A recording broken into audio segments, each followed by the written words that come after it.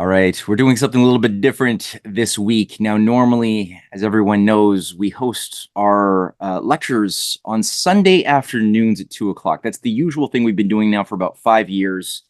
And my two friends, collaborators, Paul and Phil Collins, who have done some of the most incredible research, one of the most popular series of articles that I've ever published on the Canadian Patriot Press was produced by these two gentlemen, these brother collaborators, fantastic researchers on deception through disclosure that began like 2 years ago and is about to enter, has gone through 6 installments of this ongoing series that will soon be made into a book.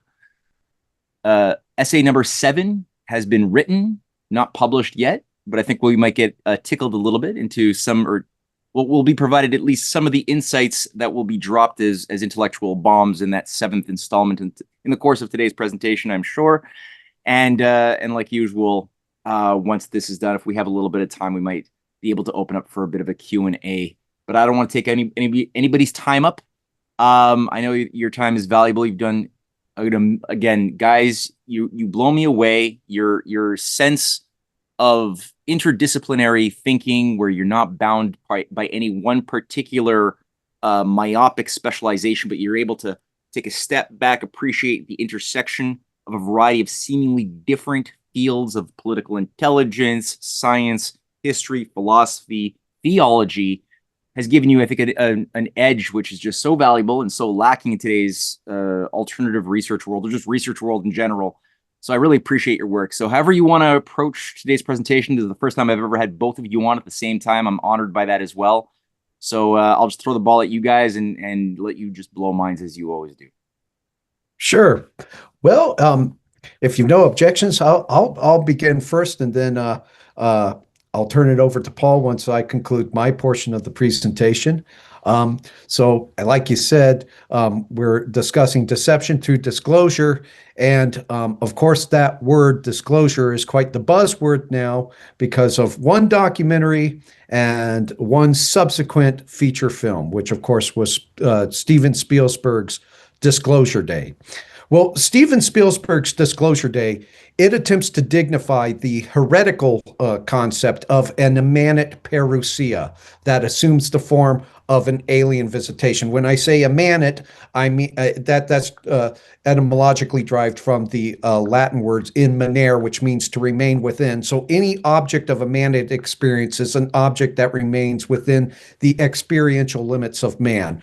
And when I say parousia, that's the word from which we get in Orthodox Christianity the word second coming, but parousia really just means presence. And that's what Spielberg tries to dignify with his film, is an immanent parousia, a presence, a divine presence within the experiential limitations of humanity in the form of alien visitors.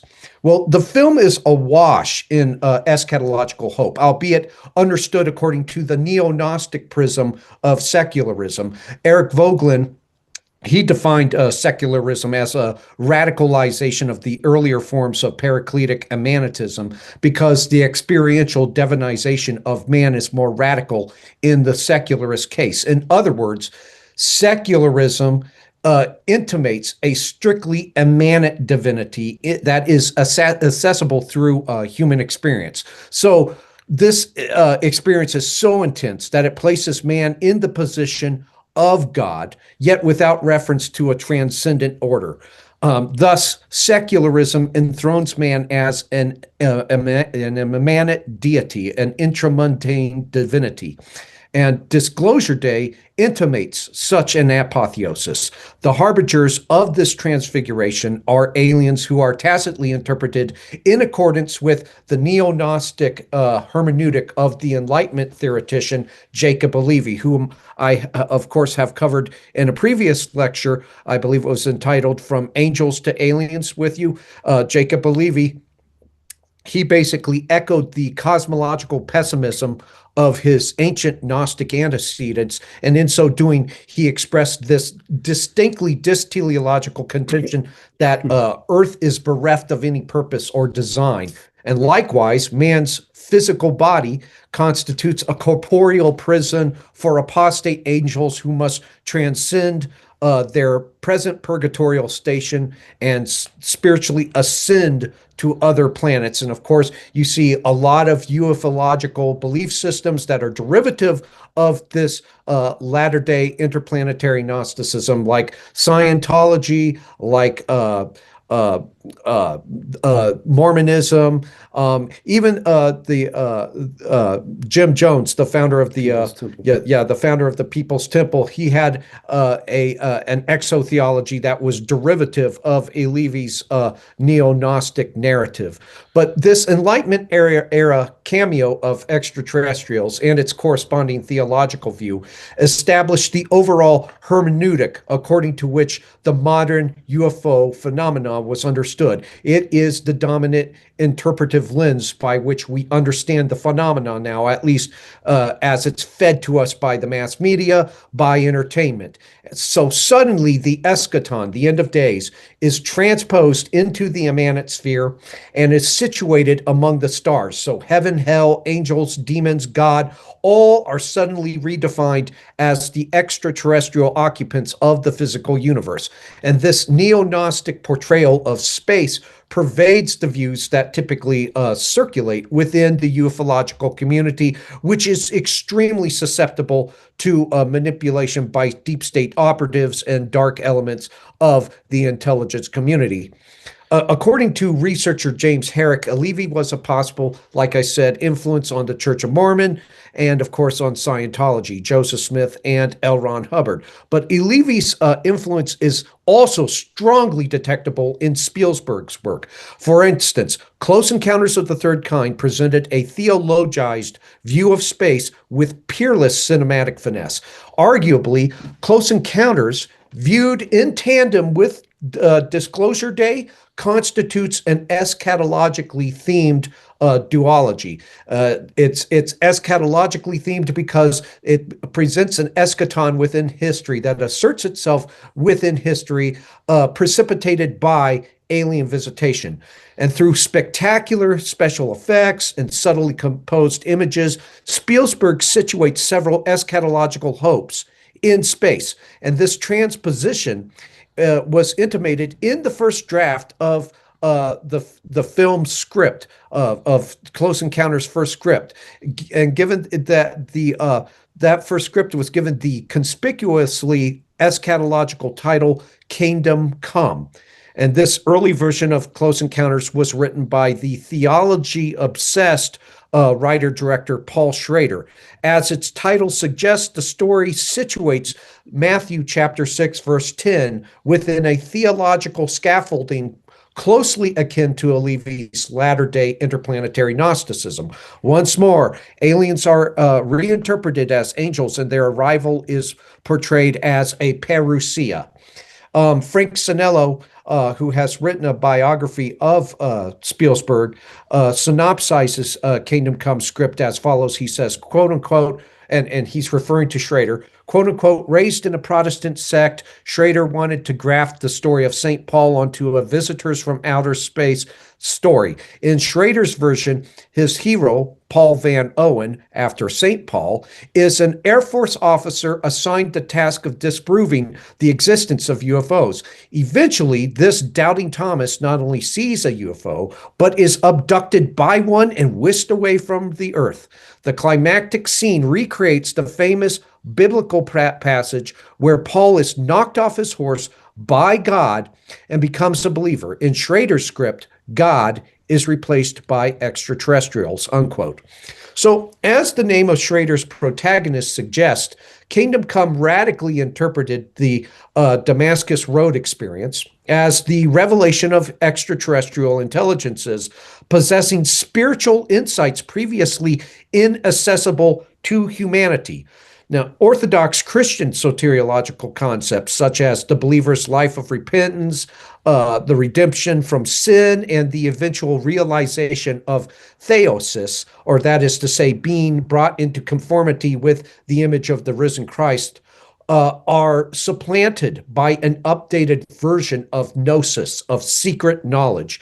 Like Levy, Schrader merely offered a Gnostic recasting of New Testament themes in light of these Gnostic elements. It comes as little surprise that Schrader would later adapt The Last Temptation of Christ for the screen. Originally, written by Nikos Kazistakis, The Last Temptation of Christ was replete with Gnostic ideas. For instance, Kazistakis' revised version of Mary Magdalene expresses misotheistic sentiments that echo Gnosticism's rather unflattering depiction of the biblical God, of Jehovah, insinuating that God is actually a deceptive archon. Kazistakis writes, and I'll quote him,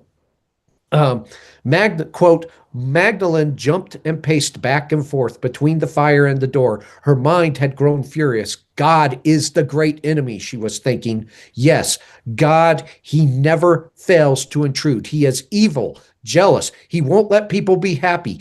She stopped behind the door and cocked her ear. The heavens were bellowing.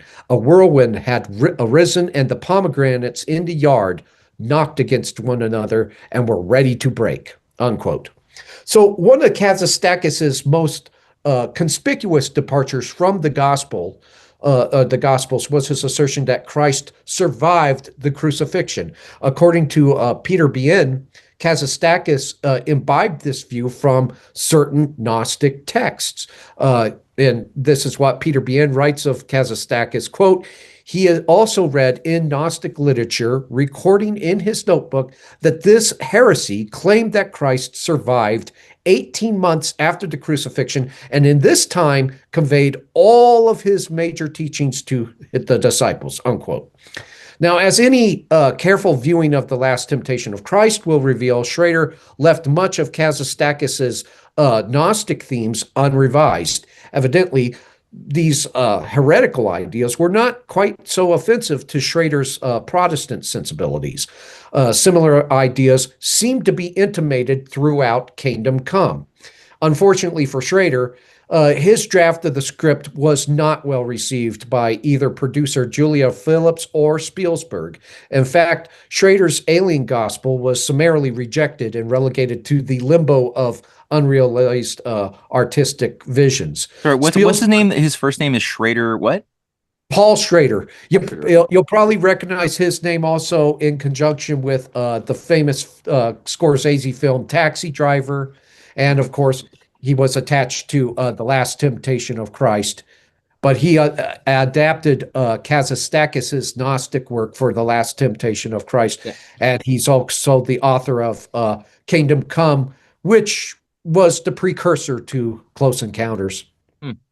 But Spielberg was particularly annoyed by the script's guilt-inducing Calvinist undertones, and these misgivings notwithstanding, Schrader still managed to leave his own indelible impression upon Close Encounters. Firstly, his prototypical St. Paul character remained a permanent fixture of Spielberg's narrative, albeit under the new name of Roy Neary, which, of course, is played by Richard Dreyfuss. And secondly, and more importantly, Schrader persuaded Spielberg to portray the alien encounters as religious experiences. Sanello, in his biography, writes, and I'll quote him verbatim, quote, the Schrader script was so off-putting.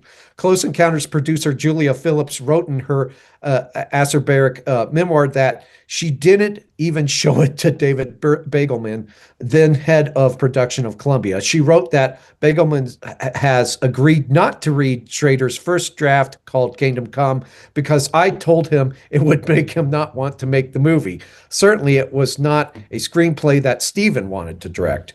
And then skipping down, it basically later into the quote, he basically Spielberg received solo writing credit for the film, and his version bore no resemblance to Schrader's quote unquote theological gobbledygook. Well, while Schrader's theological gobbledygook was ostensibly absent from Spielberg's film, mystical elements become evident during several sequences. For instance, the film's finale intimates an immanentist eschatology that echoes the same sort of autotheistic aspirations that one finds with modern thinkers such as Hegel, Darwin, Marx. All of these theoreticians portrayed history as a developmental process in which eschatological hopes such as perfection and immortality, eschatological hopes that are reserved for religion, are now attained without the involvement of a supramundane personal God. Likewise, Spielberg tacitly depicts humanity as an interim species awaiting its eventual evolutionary transmogrification into minor deities. For unclear reasons, this apotheosis is precipitated by an alien parousia. Presumably, these extraterrestrial visitors are the evolutionary progeny of the same causa sui, or self-generating order, that gave rise to their human counterparts. Essentially, Spielberg presents audiences with an autotheistic reinterpretation of 1 Corinthians chapter 13, verse 12. For millions of years, humanity has viewed its ultimate destiny through, as that scripture put it, quote, a glass darkly. With the arrival of deific aliens, man finally meets his evolutionary future face to face.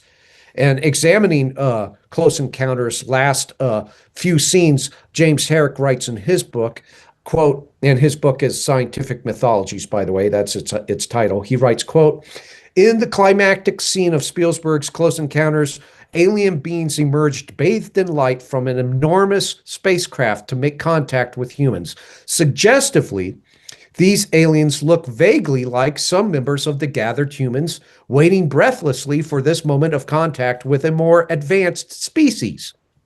The camera focuses on the now familiar face of a celluloid alien, narrow chin, large eyes, high forehead, pale skin. Then the camera pans the human audience, focusing at last on a similar face, narrow chin, large eyes, high forehead, pale skin. Through the juxtaposition of cinematic images, Spielberg seems to be making a point. The aliens reflect what the human race is destined to look like somewhere in the distant evolutionary future. In addition, some of us have already taken important genetic steps in this direction, unquote. So in short, Spielberg suggests that humanity constitutes a biological appendage of a single deific race that arose through the evolutionary processes of a pantheistic universe. At this juncture in his developmental ascent, man is being biologically reabsorbed into this fully immanentized pleroma. And pleroma, of course, in Gnostic parlance, means the true divinity. That's what they believed was the pleroma was the true divinity, absolutely transmundane, divorced from creation. This proposition of intergalactic racial homogeneity was not lost upon renowned science fiction author Ray Bradbury, who praised Close Encounters as the, quote, most important film of our time. For this is a religious film in all the great good senses, the right senses of that much battered word, because for the first time, someone has treated all of us as if we really did belong to one race, unquote. So taken at face value, Bradbury's praise could be construed as a celebration of racial concord, and who wouldn't celebrate that? But this exaltation of racial homogeneity is underpinned by some troubling propositions. Firstly, it bespeaks the Gnostic derision for the qualitative distinctions intrinsic to the material order. From the Gnostic vantage point, the world of differentiated beings, a world of heterogeneity, is the result of a cosmological corruption. Initially, humanity existed in harmonious homogeneity with the pleroma, wherein the fullness of divinity was concentrated. Only the pneumatikoi, or the truly spiritual man, the truly enlightened man, had any hope of being reabsorbed into the homogeneity of the pleroma. The political doctrine that's implied by this sort of soteriology is, of course, collectivism. On the collectivist view, those who resist assimilation into the apotheosized state are active impediments to utopia and qualify as veritable sukeikoi. And sukeikoi in Gnostic parlance, by the way, these categories were invoked by St. Paul, but were radically revalued and reinterpreted in Gnostic hermeneutics. And the term sukeikoi in their parlance means the bestial man, the man who is basically immobilized in terms of his soteriological status, can never be changed, is just nothing more than a mass animal. But an inescapable corollary of this view is political genocide, the wholesale slaughter of groups that refuse to give their assent to the sacred tenets of the omnipotent technocratic state.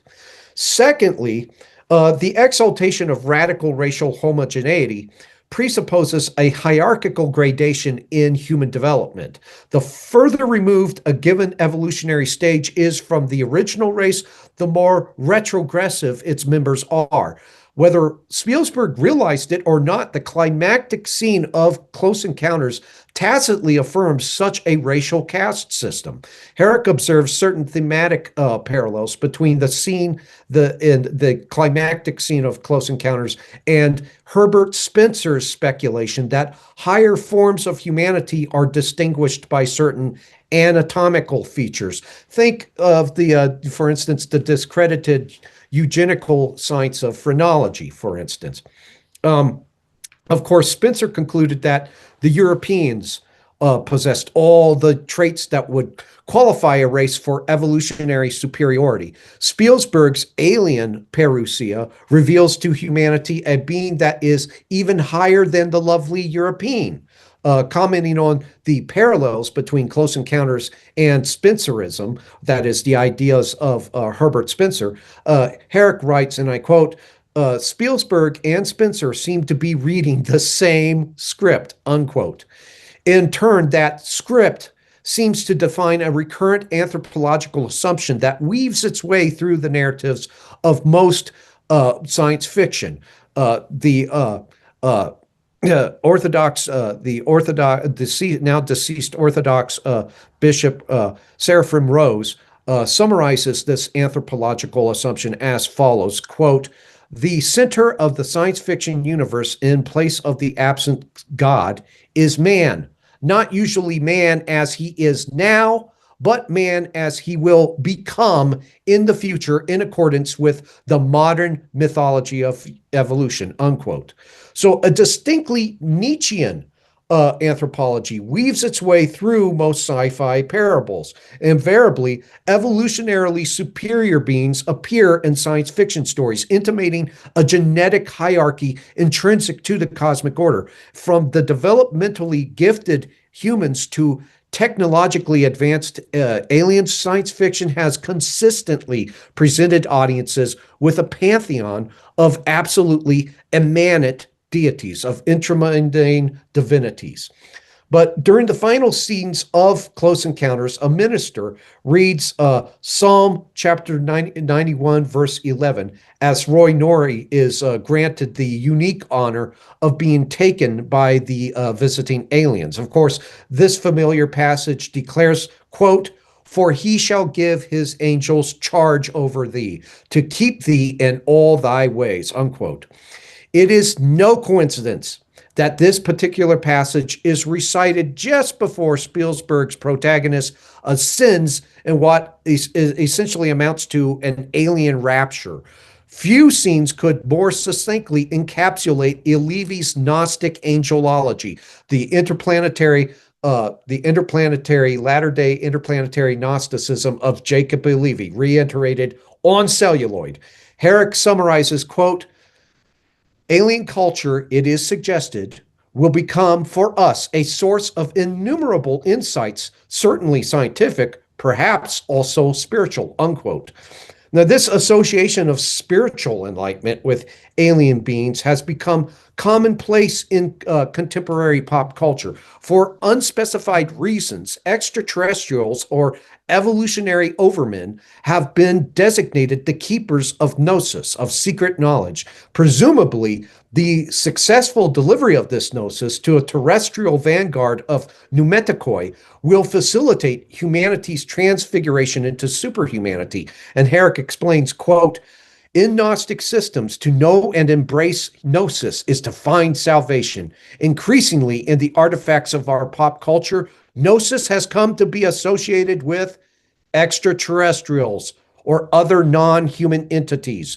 Gnosis has proved to be a particularly popular motif in science fiction novels and movies where alien beings or highly evolved humans are the guardians of gnosis, unquote. So presumably, humans are akin to Spielberg's extraterrestrials and as such qualify as angels that are currently fettered to their lower evolutionary forms. Man's evolutionary ascent as an apostate angel is also intimated in Close Encounters. It's not only intimated in Close Encounters, it's more explicitly expressed in Disclosure Day. Now, maintaining the film's eschatological tone, Disclosure Day opens with the world on the brink of World War III. This opening is by no means original. Arthur C. Clarke's 2010 opens exactly the same way and predictably arrives at the same climax. In fact, thematically, both films are virtually carbon copies of one another. Disclosure Day is just slightly more kinetic, featuring high-speed car chases and some moderately tense hide-and-seek ground pursuits. Nevertheless, both movies convey the same eschatological message. Averting humanity's self-immolation necessitates the revelation of an alien presence. The parallels are hardly surprising when one considers the neo-Gnostic pedigree of both screenwriters. Like most modern Gnostics, Spielberg and Clarke envision an eschaton within history. For reasons that are not quite clear, the disclosure of extraterrestrial existence will precipitate the abolition of war, the perfection of humanity, and the arrival of a secular facsimile of the eschaton. And this transfiguring gnosis in the film Disclosure Day is procured by Daniel Kellner, a cybersecurity specialist who defects from a U.S. government-adjacent corporation dubbed Wardex. The character's name is appropriate given the prophetic nature of the book of Daniel, which features an explicitly eschatological 12th chapter. Kellner steals files chronicling all cases of human-alien contact since the Roswell incident, which constitutes the foundational myth of ufology. In addition to this forbidden knowledge, this gnosis, Kellner comes into possession of a piece of alien technology that suspiciously parallels Aaron's staff in the book of Exodus. But Kellner's theft is discovered by Wardex CEO Noah Scanlon, who immediately mobilizes federal authorities to retrieve the company's alien files and technology. Now, classified as now that Kellner's classified as a national security threat, he must seek refuge in a convent with his girlfriend, who is a former nun named Jane. In a somewhat panicked conversation concerning the alleged theological ramifications of extraterrestrial life, Kellner confronts Jane about her departure from the church, her apostasy. Well, elucidating the reasons for her apostasy, Jane reveals that she didn't leave because she stopped believing, but because she could no longer countenance God's divinity. She could no longer view God as divine. On what grounds does Jane now reject God's divine qualities, his omniscience, his omnipotence, his omnipresence? She explains, and I'll quote her verbatim, quote, "He's how we define ourselves," unquote. In other words, God is merely the product of vicarious autotheism. He only exists as an anthropomorphic projection that helps man define himself. He is essentially a heuristic device born of solipsistic megalomania, just a mirror to bring us self-knowledge. Jane's utterance echoes the ideas of Ludwig A. Feuerbach and his materialist protege, Karl Marx, who interpreted the transcendent God as a projection of man's best features into a hypostatic beyond. Ergo, God is now man who is presently not divine.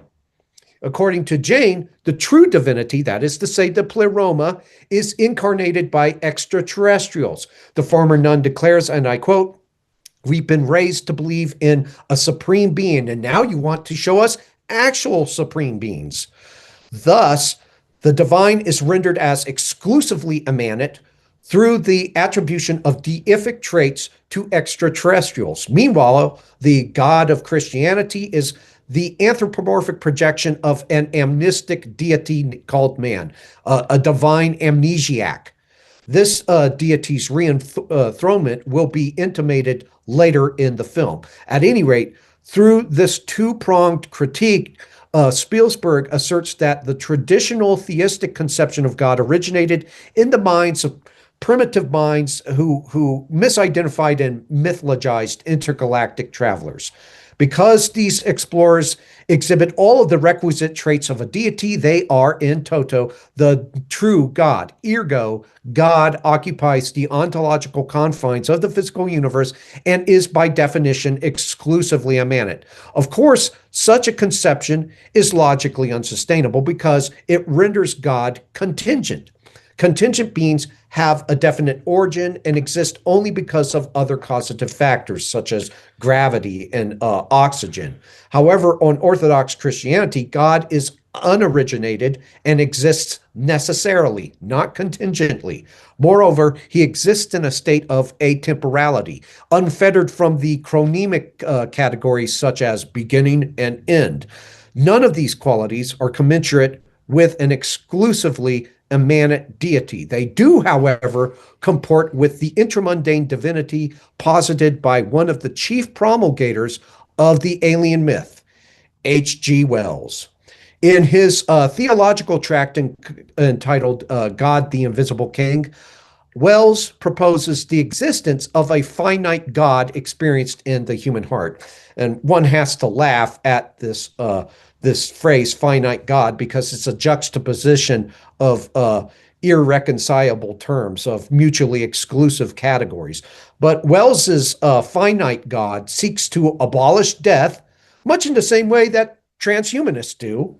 And that's a conquest, according to Orthodox Christianity, that was already secured by Christ, but not for Wells.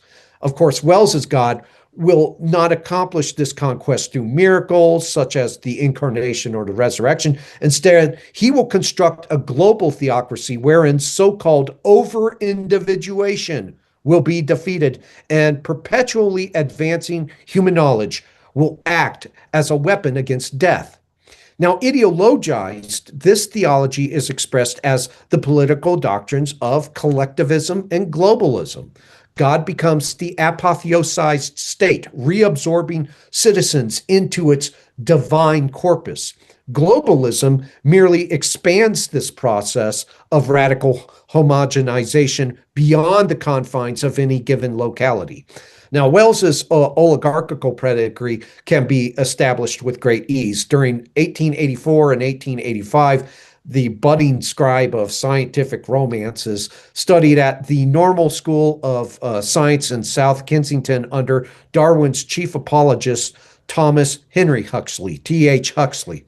Huxley was a founder of the Rhodes Roundtable Group and a lifelong collaborator of Arnold Toynbee. And Toynbee advanced this thesis concerning the perpetuation of global oligarchy. What were the necessary prerequisites for the perpetuation of global oligarchy? And noticing the inexorable decline of past empires like the Roman Empire, the Egyptian pharaohs, etc., Toynbee argued that imperial regimes could be sustained by the initiation and tutelage of a priesthood committed to the precepts of oligarchy. The British Roundtable groups represented a tangible enactment of that prescriptive thesis. The roundtable groups would form the Royal Institute for International Affairs, or the RIIA, which would establish a stateside branch known as the Council on Foreign Relations in the United States, and the CFR that would come to wield a considerable amount of influence over U.S. foreign policy, and several of its members are dedicated to expediting America's assimilation into a one world totalitarian government, into a technocratic world state. Wells' work, both fictional and non-fictional, teams with references to and tacit promotions of world order. The Wellesian variant of the globalist dream envisioned a unilaterally initiated form of global government dominated by Britain, or that is to say, a Pax Britannia. But a multilateral variant of such a world order is implied at the conclusion of Disclosure Day. Kellner comprises one half of the duo heralding this eschatology.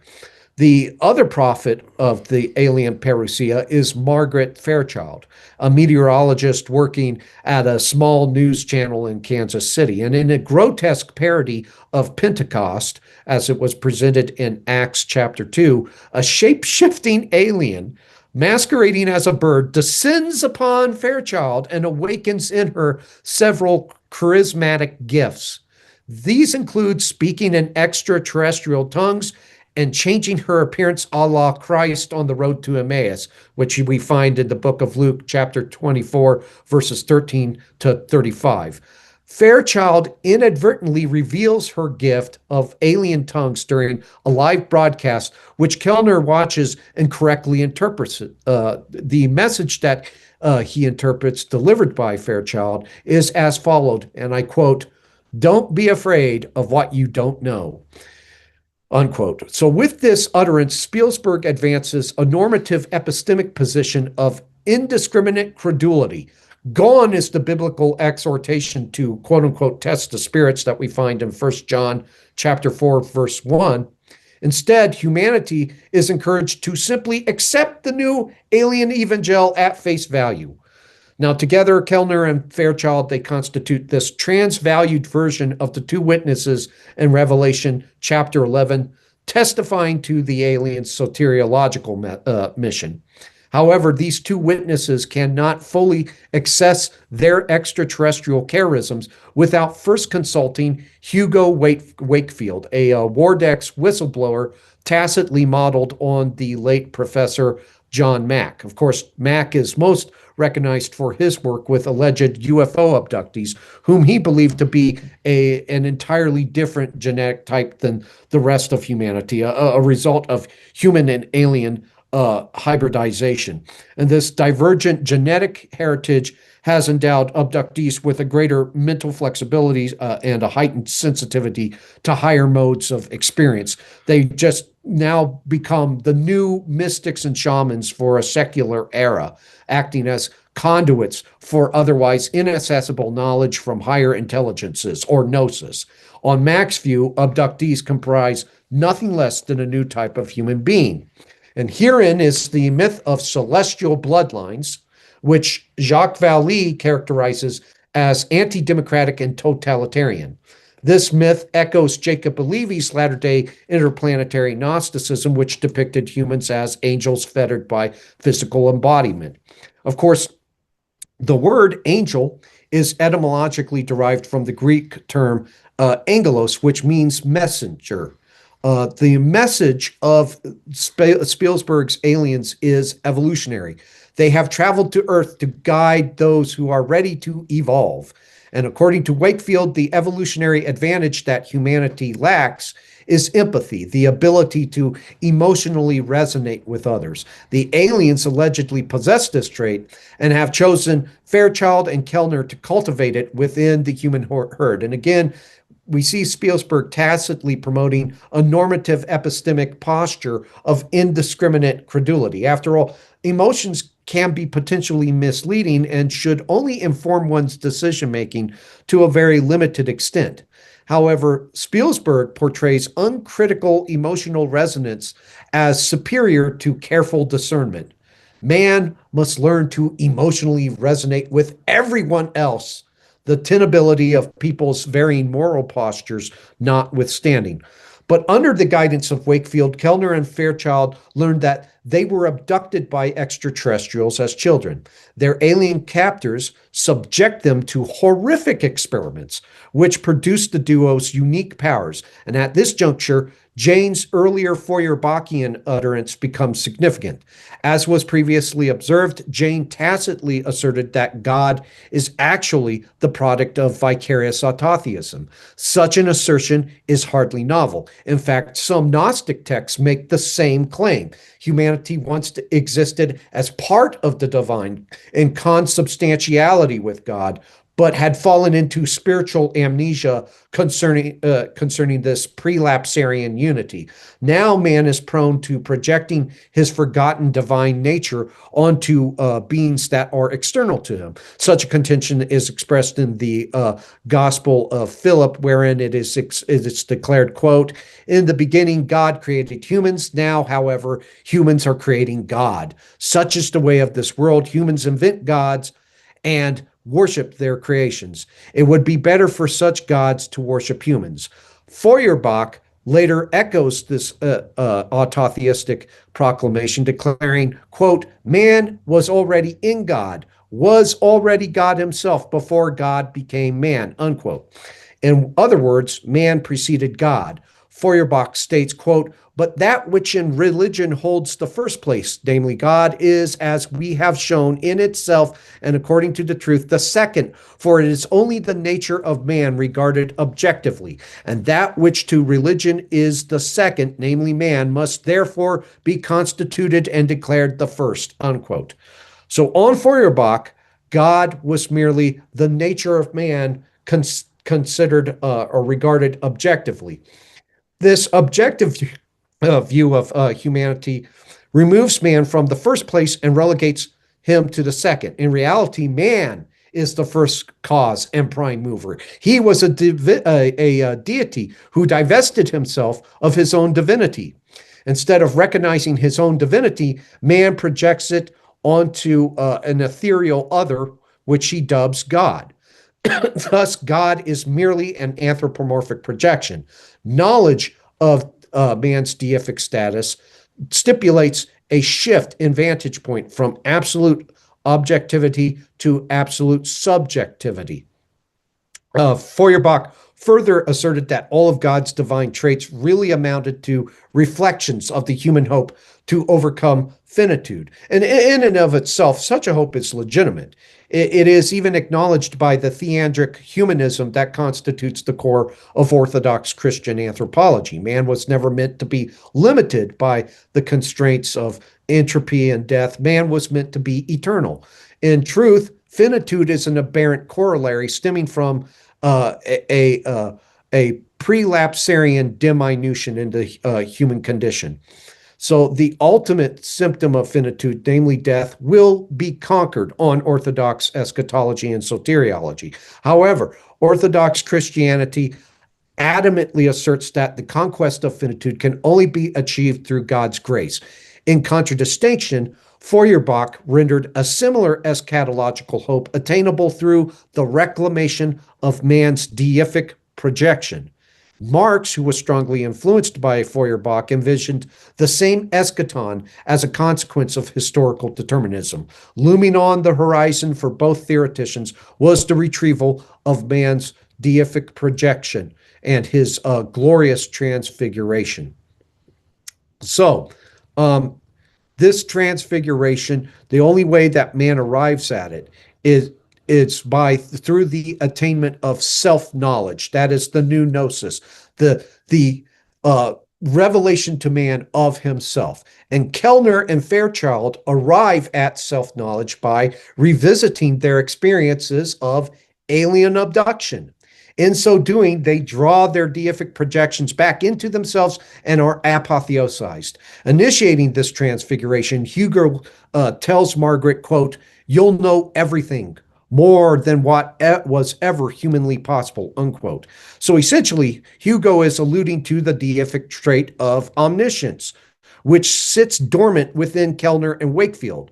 Hugo also urges Wakefield to give herself over completely to the alien artifact, which will become an instrument of her will. Herein is the Nietzschean concept of the man-god, humanity transfigured into superhumanity subsequent to the theothanatological pronouncement, God is dead. Man now acts according to the will to power. Of course, this utterance originated with Nietzsche in the 19th century. However, the mass espousal of its autotheistic entailments was first witnessed with terrible vividness during World War II. While there is considerable controversy regarding Nietzsche's influence on Hitler, the future Nazi leader would make frequent trips to the Nietzsche Museum in Weimar. And in 1938, Hitler bequeathed a copy of Nietzsche's collected works to Mussolini on the Brenner Pass. Of course, commenting on Hitler's admiration of Nietzsche, William Shire writes, quote, "There was some ground for this appropriation of Nietzsche as one of the originators of the Nazi Weltanschauung. Had not the philosopher thundered against democracy and parliaments, preached the will to power, and praised war, and proclaimed the coming of the master race and the Superman, and in the most telling aphorisms," unquote. Of course, Nietzsche's prophecy concerning the coming of the master race and the Superman was especially important to Hitler. It was the message that Nietzsche had delivered on multiple occasions. This vision informed Hitler's personal quest to establish a kingdom ruled by Germanic lords of the earth. The anthropology of Hitler's master race was derivative of Nietzsche's autotheism, which in turn belonged to a broader continuum of thought. According to W. Warren Wagar, Nietzsche's doctrine of superhumanity was but one of several doctrines concerned with the time-bound emergent deities that seem to permeate 19th and early 20th century thought. But this autotheism seems to be found to have found new life in the mind of Hitler, who allegedly declared, quote, "Man is becoming God. That is the simple fact. Man is God in the making," unquote. A central concept of Nazi ideology was the Führerprinzip, or leader principle, which stipulated a complete devotion to Hitler as the unerring incarnation of the Volk. This concept situated Hitler in a nearly deific position of authority. Modern ufology exhibits troubling parallels with Nazism and with this stream of thought, chief among which is the aforementioned celestial bloodline myth. If one can argue persuasively for the existence of extraterrestrial demigods, then one has an ostensibly compelling foundation for a racial supremacy doctrine. Again, Spielberg tacitly countenances Spencerism and Spencerian ideas of racial supremacy in Klaus Encounters. His advocacy for genetically superior alien-human hybrids is far more explicit in Disclosure Day. Kellner and Fairchild are the first publicly announced members of a celestial bloodline heralding an alien parousia. The prerequisite for their assumption of this lofty distinction is acquiescence to psychological manipulation, eugenical regimentation, medical experimentation, and possibly even sexual victimization. Ominously enough, these practices constitute the modus operandi of the deviant elite who are working to build a technocratic order. The extraterrestrial myth, promulgated by the likes of Spielberg, merely provides the ideational vehicle for the insinuation of such practices into the mainstream and the immanentization of the eschaton, the elite's dream of establishing heaven on earth. And that concludes my portion. I'll now turn it over to the other brothers, Collins. Yeah. So Phil really hit upon the philosophical and theological. Yeah. Let me just quickly say this, because I'm going to have this both as one single video that but I'm also going to have these as two separate individual ones too, for more bite-sized consumption. And so, Phil, I just wanted to say thank you for that. I got a lot of questions I wrote down, and yeah, sure. Go ahead, Phil. No, don't get up. I'm saying that I'm going to withhold my questions because I don't want to break the flow. So, Paul, you could just ride right into it. I've got a bunch of questions. Jenny, Mary, Harvey, if you guys have any questions, just hold them back in your mind, and we'll have a little bit of time when this is done to throw them out there. But thank you for going through that. All right, Paul, it's all yours. Okay, so the question that I wanted to tackle in relation to Disclosure Day, and of course, Phil handled the theological and philosophical underpinnings and what is basically trying to be relayed, on that philosophical and theological level to the audience. The question that I wanted to broach is basically, is Spielberg a deep state actor? Is he a conscious agent of covert political forces and covert political circles? So that's basically what I'm tackling here in this portion. One cannot look at Spielberg's Disclosure Day. Wait, just quick. Before I let you go on, are you sure it's Spielberg or Spielberg? Spielberg, sorry, Spielberg. All's good. All right, okay, keep going. All right. Okay. No. Yeah, one cannot look at Spielberg's Disclosure Day with its assault on faith and sound religious doctrine in isolation from other developments. The film has a special relationship with another film that was released in the prior year, the documentary The Age of Disclosure. This film featured a rogue gallery of UFO disinformation agents. Among them were Jay Stratton, Eric W. Davis, Hal Puthoff, Louis Elizondo, and other members of what we refer to as the OSAP ATIP fraternity.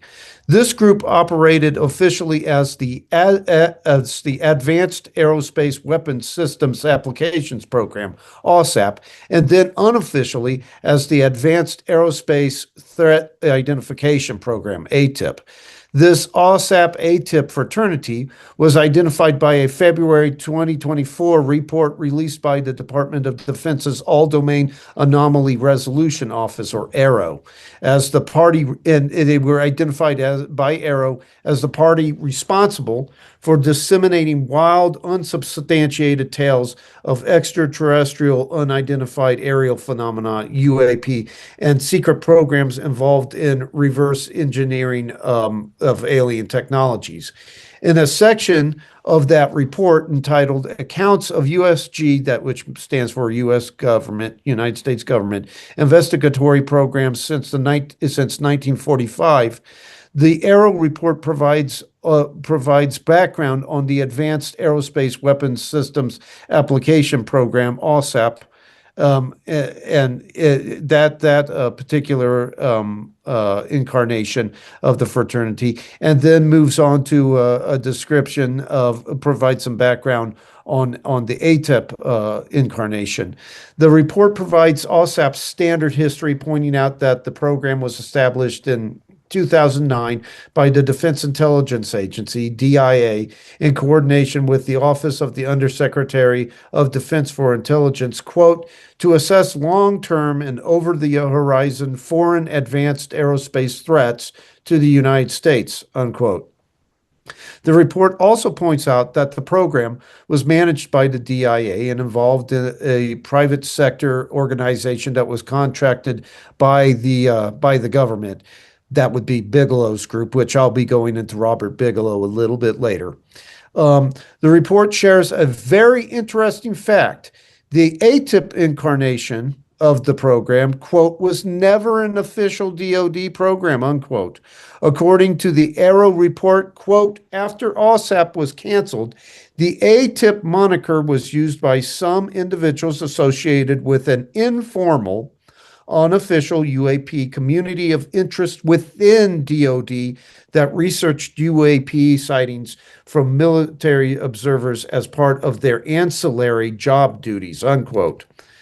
A group of individuals within the DoD who blur the lines between public and private interest is, needless to say, highly problematic. Who did the members of this unofficial UAP community of interest within the DoD work for? Who exactly did they represent? A little digging reveals many of the deep state actors this audience would be well acquainted with when trying to answer those questions. When one looks at the OSAP incarnation of the fraternity, for instance, one finds that the only prime contractor signed to the program was aerospace entrepreneur and real estate mogul Robert Bigelow. From 1995 to 2004, Bigelow operated the National Institute for Discovery Science, NIDS, or a Los Angeles-based research organization that alleged to have investigated all manner of strange phenomenon, including UFOs, cattle mutilations, ghosts, life after death, and other manifestations of high strangeness. Several NIDS members were either identified as or suspected of being members of what was called the Aviary, a notorious UFO disinformation outfit that masqueraded as whistleblowers who were trying to get the truth out about UFOs to the public. Some of the NIDS members who were suspected or identified as Aviary participants included Hal Puthoff, Colonel John B. Alexander, Dr. Eric W. Davis, Dr. Jacques Vallée, and even Bigelow himself. The Aviary was responsible for the majority of the UFO lore that has dominated the UFO community since the 80s and 90s, from underground alien bases at Dulce, New Mexico, and other locations to armed combat between Delta Force and the alien combatants at the Arcaluga Mesa. This wild and paranoid disinformation claimed Paul Benowitz, a brilliant but eccentric electronic engineer and New Mexico-based businessman, as its victim. Benowitz had acted as an unwitting disinformation amplifier for the Aviary, and he believed everything he was being told by AFOSI agent and Aviary representative Richard Doty. And as a result, he had to be placed in a psychiatric facility for a time with extreme nervous exhaustion. Basically, he had a nervous breakdown. Benowitz passed away. He passed away in 2003, never quite the same, never entirely mentally sound, and utterly convinced that everything the Aviary had fed him through individuals such as Richard Doty and the witting Aviary conduit and author William Moore was absolutely real and absolutely true. He still believed that it was true, even when he was told to the contrary by Richard Doty and Bill Moore in the aftermath.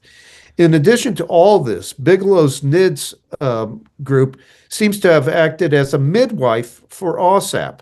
Bigelow used NIDS research findings to convince Senator Harry Reid from Nevada to help him get a research program established in the heart of the Pentagon.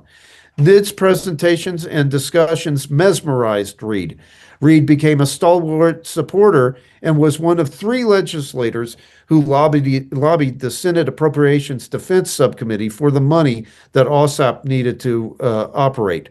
One collection of deep state actors produced a new generation of covert political operators. The OSAP ATIP fraternity was born. The OSAP ATIP cabal started feeding the public a steady stream of baseless UAP/UFO stories around 2017, when many establishment media organs, the New York Times, chief among them, got in on the action with articles that portrayed OSAP ATIP participants as courageous whistleblowers. After 8 years of relentlessly misleading the public, the OSAP ATIP fraternity found its way onto the silver screen with the Age of Disclosure. Like Disclosure Day, the Age of Disclosure seeks to convince people that aliens are real and their existence somehow undermines the Western religious tradition, Christianity in particular. The Age of Disclosure was directed and produced by Dan Farah. Spielberg collaborated with Farah on the 2018 sci-fi adventure movie Ready Player One. According to a June 5th, 2026 Entertainment Weekly article, Spielberg, quote, has seen and enjoyed Farah's Age of Disclosure, quote, which he credits with sparking broader public interest in disclosure, unquote. The Entertainment Weekly article also reported that Spielberg believes that the Age of Disclosure paved the way for Disclosure Day by quote, raising awareness, unquote, about the UFO UAP topic. Farah also had praise for Spielberg, stating that the acclaimed director's films sparked his intense interest in UFOs and extraterrestrial life. In an interview with Entertainment Weekly, Farah said, quote, Steven Spielberg is the greatest filmmaker of all time. I never would have made The Age of Disclosure if not for the impact of his work has had on me. Close Encounters of the Third Kind and E.T. are my two favorite movies, and they influenced and inspired my lifelong interest in this topic at a very young age. Like millions of people around the world, including those running the U.S. government right now, Steven's movies captivated me and made me curious about big, important questions like, are we alone in the universe? And has the government kept the truth from the public? Unquote. UFOs seem to be the tie that binds Spielberg and Farah, and now the two are lending their talents to the effort to convince the public that strange objects occasionally seen in the heavens are occupied by creatures from another world. Farah injects the zeitgeist with his he infects the zeitgeist with his documentary work, while Spielberg uses his big budget fiction to achieve the same effect. Disclosure Day's release is also highly suspicious. On June 9th, just 3 days prior to the film's debut, former Air Force intelligence officer David Grush spoke at a press conference held outside the U.S. Capitol building in Washington, D.C., and according to Fox News, quote, accused intelligence agencies of hiding billions of dollars in secret government spending from Congress to conceal their knowledge of UAPs and diverse alien species, unquote. Grush's dubious ties and background were examined in the very first installment of our series, which you can read at the Canadian Patriot Review. When Grush first came forward with his claims and his quote-unquote revelations, his legal representation was provided by Compass Rose Legal Group, a national security law firm founded by former CIA intelligence officer Andrew Bakaj. This firm, which we looked at in some depth in the series, is a repository for spooks. The lawyer provided for Grush by Compass Rose was I. Charles McAuliffe III, a former Inspector General of the intelligence community. While serving as the Inspector General to the intelligence community, McAuliffe reported directly to then Director of National Intelligence James Clapper. In addition to playing a central role in the 2013 NSA scandal, Clapper was boss to OSAP ATIP fraternity member Luis Elizondo. Clapper also appeared in The Age of Disclosure, making very wild claims regarding UFOs in Area 51. In spite of all of this, Grush would have us believe that he is a whistleblower that has somehow gone off the reservation. When the facts are reviewed, that claim proves to be a very bad joke. So Spielberg appears to be a participant in an operation, but is he a witting agent? Can Spielberg be regarded as a deep state actor who uses his art to advance covert political agendas? Metaphysician and traditionalist philosopher Charles Upton briefly entertained the possibility in his 2001 book, The System of Antichrist, Truth and Falsehood in Postmodernism and the New Age. He raises the suspicion, but quickly withdraws by saying, quote, no one, of course, should draw any hard conclusions from this. It may be that Mr. Spielberg simply has a mind control-like style of motion picture production, unquote. While it is true that a hard conclusion has yet to be established, there is a compelling body of evidence that might cause muckrakers and investigators to move in that direction. In 1998, the Wall Street Journal revealed that Steven Spielberg belonged to, quote, a loosely organized club of 20 of the nation's wealthiest and most influential Jewish businessmen, unquote. According to the Wall Street Journal, the group was known formally as the Study Group and informally as the Mega Group. This group was formed in 1991 by Seagram co-chairman Charles Bronfman and Limited Incorporated chairman Leslie Wexner. The two billionaires founded the Mega Group to discuss philanthropy and Jewish issues, but also to participate in the Israel Lobby, a constellation of companies, individuals, and institutions who endeavored to get the United States government to adopt pro-Israel positions and policies. According to a June 8, 2021 Vanity Fair article, the group, quote, uses some of its vast resources to shape Middle East policy, unquote. The article also pointed out that the Mega Group hired Frank Lutz, a Republican political consultant, quote, to advise American Jewish leaders on how to rally support for Israel, unquote. The Mega Group may also periodically dip its toes in the waters of spycraft and political intrigue. A year before the Wall Street Journal article, the New York Times reporters Nora Balstani and Brian Duffy revealed that the Federal Bureau of Investigation, FBI, had launched an investigation, quote, to determine whether a senior U.S. government official has been passing highly sensitive information to the Israeli government, unquote. The FBI started the investigation in January of 1997, quote, after the National Security Agency intercepted a secure communication between a senior Israeli intelligence officer in Washington and a superior in Tel Aviv that referred to someone codenamed Mega, unquote. And they attempted to obtain a sensitive American document. Anonymous government sources told the New York Times, quote, that the context of the conversation led them to believe that Mega may be someone in the U.S. government who has provided information to the Israelis in the past, unquote. The conversation intercepted by the NSA pertained to a, quote, secret letter of assurances then Secretary of State Warren Christopher had given to Palestinian leader Yasser Arafat after successful negotiations to withdraw Israeli troops from most of the West Bank city of Hebron, unquote. Bustani and Duffy provide details concerning the intercepted conversation. And here's an extended quote from their article.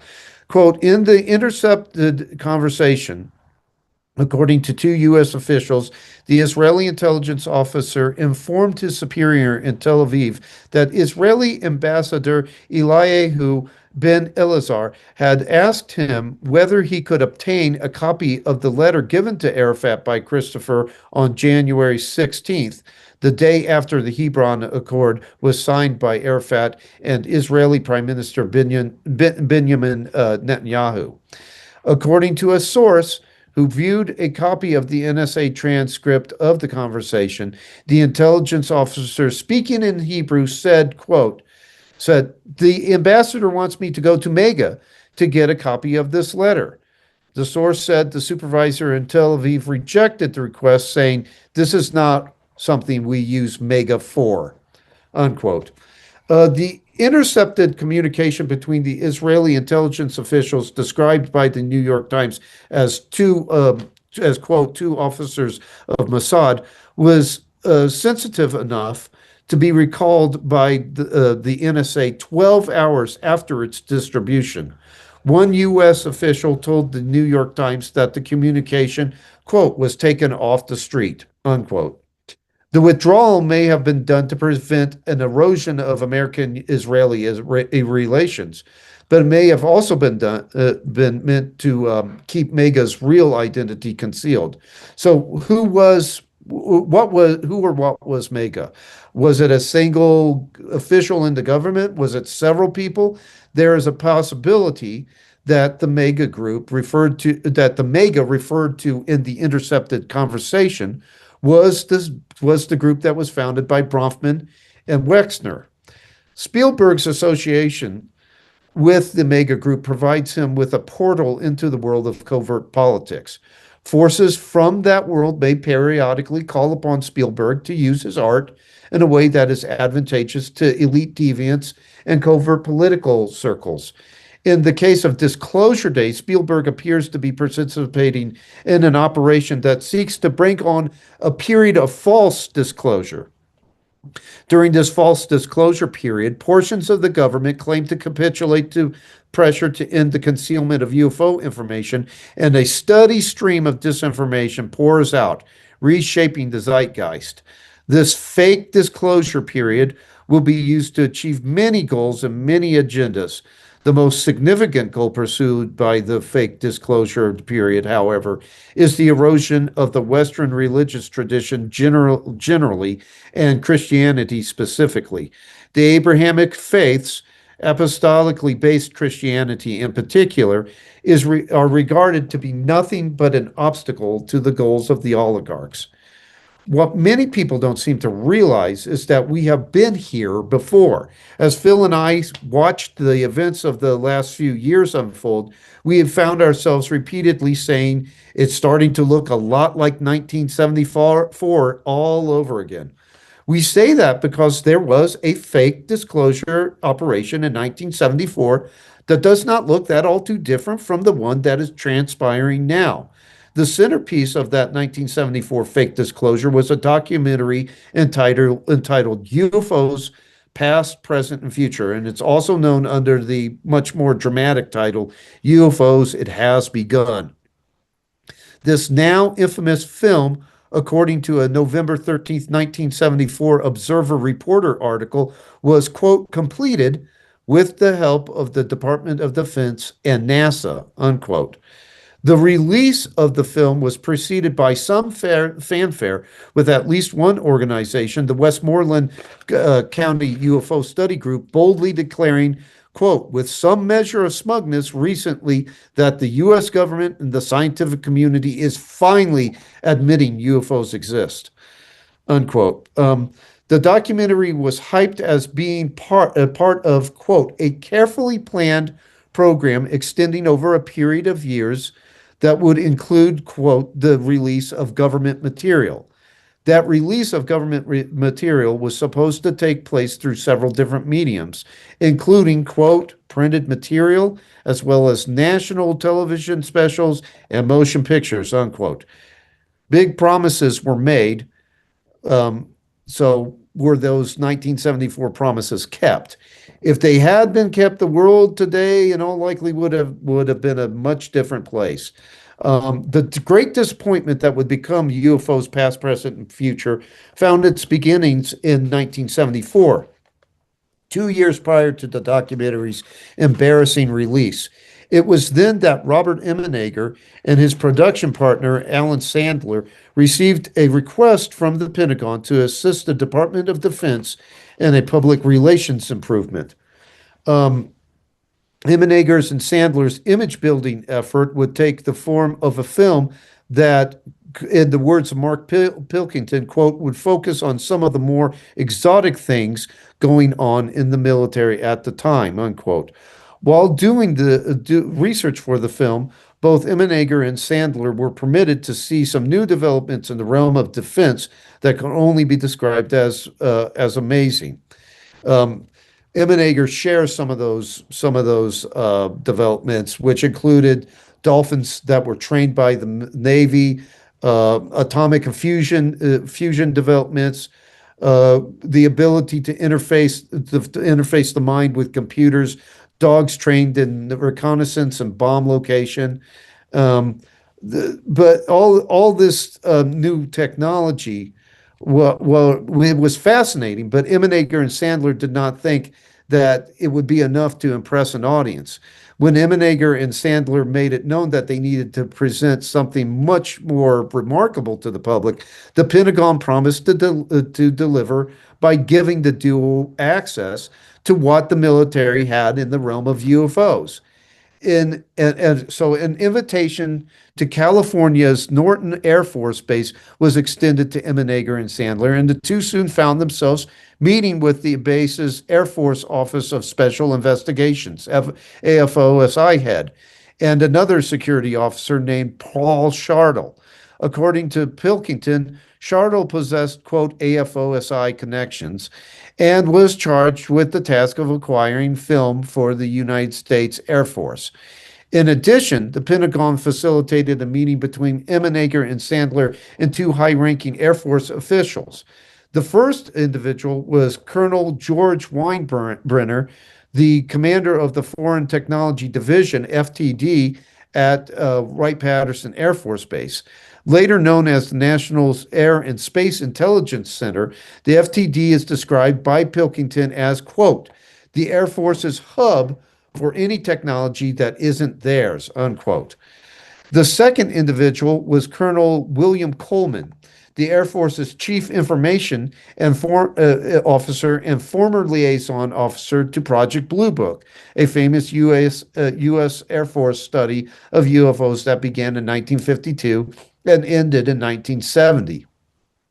The meeting between U.S. Air Force representatives and the filmmaking duo seemed to suggest that the military was very serious about UFO disclosure. Initially, a spirit of cooperation and openness seemed to shine through on the military's end of the collaborative effort. Coleman and Weinbrenner appeared to be very forthcoming with assistance, promising Immenager and Sandler reams of data, promising them photographs, footage of UFOs, both in space, in the skies skies and in outer space. The carrot on the stick offered by the two Air Force colonels also included evidence of a close-up UFO sighting involving high-ranking CIA officials, and most dramatically of all, footage of an actual spacecraft landing at Holloman Air Force Base, which was supposedly took place in 1971. Today, many of the claims offered up by Coleman and Weinbrenner have been repeatedly dissected by the eyes of scrutiny and invite mostly justified incredulity and scorn. In the 70s, however, all these revelations must have seemed like the Holy Grail to Immenager and Sandler. The Air Force proved to be very helpful in the quest to procure materials for the planned documentary. In retrospect, the Air Force was really too helpful. It had pulled out all the stops to make sure Immenager and Sandler received certain UFO-related materials. Why was the Air Force so eager to assist the filmmakers in their acquisition of evidence? Looking back, it is now understood that the evidence was designed to deceive. None of it could be adequately vetted or substantiated. Attempts at substantiation resulted in runarounds and evidentiary cul-de-sacs that would leave the most tenacious investigator on the verge of sanity-saving capitulation. Sandler's attempts to acquire NASA footage of UFOs in space illustrates this point. When Sandler requested the footage from the space agency, he received what Pilkington refers to as the standard rebuff. NASA claimed it had no such material in its possession.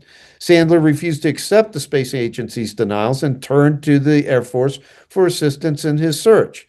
His U.S. Air Force contacts, quote, gave him a detailed breakdown of NASA flights on which UFOs had been spotted, the names of astronauts involved, and even the frame numbers of the relevant pieces of footage, unquote.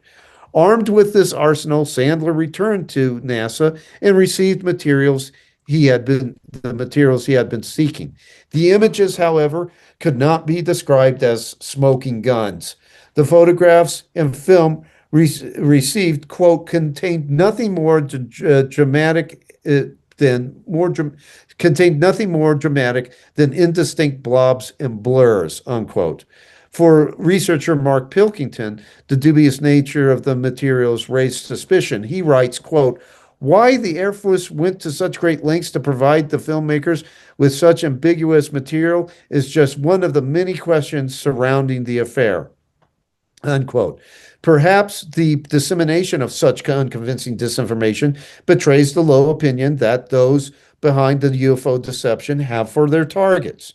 The disinformation agents may feel no need to manufacture elaborate or airtight lies because they consider UFO believers to be an extremely gullible lot. Unfortunately, there are solid grounds for holding such an opinion. We have the exact same thing going on right now where inconclusive films, highly pixelated films, blurry films are being released, and the UFO community they're just eating it up. The lies, deception, and disinformation surrounding Emenegger and Sandler's film project reached its culmination with the U.S. Air Force's failure to deliver footage of the alleged Holloman UFO landing. Air Force archivist Paul Shartle had described the footage to Emenegger, which sounded like something straight out of an early science fiction movie. According to Shartle, the film showed an Air Force commander, two officers, and two Air Force scientists meeting with extraterrestrials as they emerged from their craft. The aliens, said Shartle, wore jumpsuits and headpieces that resembled rows of rope-like design. The extraterrestrials also possessed an odd blue-gray complexion, eyes set far apart, and large, pronounced noses. After the encounter at the landing site, the U.S. Air Force representatives and the alien emissaries supposedly retreated to an office at Holloman's King 1 area. If the U.S. Air Force had made good on their promises to release the footage of that footage to Emenegger and Sandler's, to release that footage, it would have transformed the UFO. It would have transformed the UFO documentary that they were making into a historical event. UFOs, past, present, and future, would have become a historical landmark documentary. This, however, was never to be. The promise of disclosure was extended and then abruptly retracted. Pilkington writes, quote, "The film never materialized," unquote. Seeking answers, Emenegger turned to Colonel Coleman and Colonel Weinbrenner. The two Air Force officials attributed the abortive delivery to the political climate at the time, citing everything from Watergate to the introduction of the Soviet MiG-25. Empty-handed and extremely disillusioned, Emenegger and Sandler sought some kind of viable alternative to the original production plan, but the only suggestion offered up by the military was to quote, present the incident as something that might happen in the future, unquote. The filmmaker's final product included some footage showing showing what Pilkington describes as an indistinct object descending onto what may or may not be a runway at Holloman. According to Pilkington, this strange footage was placed in the documentary as consolation. And you can go and watch that footage on YouTube. There are, you just type in the Holloman UFO landing, and you can actually go and watch the footage that they had, and it really is unimpressive, to say the very least. Emenegger asserted that the footage was merely an experimental craft that his cameraman had the opportunity to film as it landed at Holloman. Sandler and Emenegger also compensated for the lack of genuine landing footage with an artistic depiction of Shartle's Holloman account. For some in the UFO community, the Holloman landing case is interpreted as a failed attempt at disclosure. In other words, genuine UFO revelations were going to be released, and then some element of the government dedicated to secrecy and concealment seized control of the situation and pulled back the hand that feeds. Pilkington, however, suggests a different motive behind the failed delivery of the Holloman film. He writes in Mirageman, quote, "So, did the footage ever exist, or was it only ever a dangle, a lure to convince the filmmakers that their documentary was going to be something more than just a false advertisement for UFO reality, unquote. Everything about the Holloman landing story seems to suggest that it is the figurative worm on the fishing hook that catches gullible nectonic life forms. No one likes to be told that they are comparable to a fish biting at bait. Alas, the people who believed that UFOs past, present, and future would actually answer their most nagging questions regarding UFOs fell into that category. The most important aspect of UFOs past, present, and future, that whole train wreck, is not the bang that fizzled out in a pathetic whimper. Traces of what is known as doctrinal warfare are detectable in the film.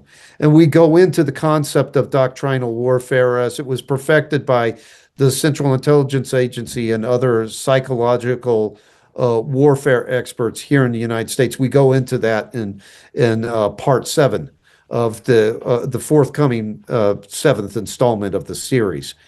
At one point in the film, alleged historical support for extraterrestrial visitation is presented in dramatic fashion. One of the acclaimed actor, Burgess Meredith, appeared in this portion of the film, reading from the first chapter of the biblical book of Ezekiel. The first chapter of that biblical text deals with the prophet Ezekiel's vision of the throne of God, which is accompanied by 4 living creatures that provide support to God's seat of power. What is being suggested in not so subtle fashion is that Ezekiel saw extraterrestrials and misinterpreted them as the biblical God of his heavenly entourage.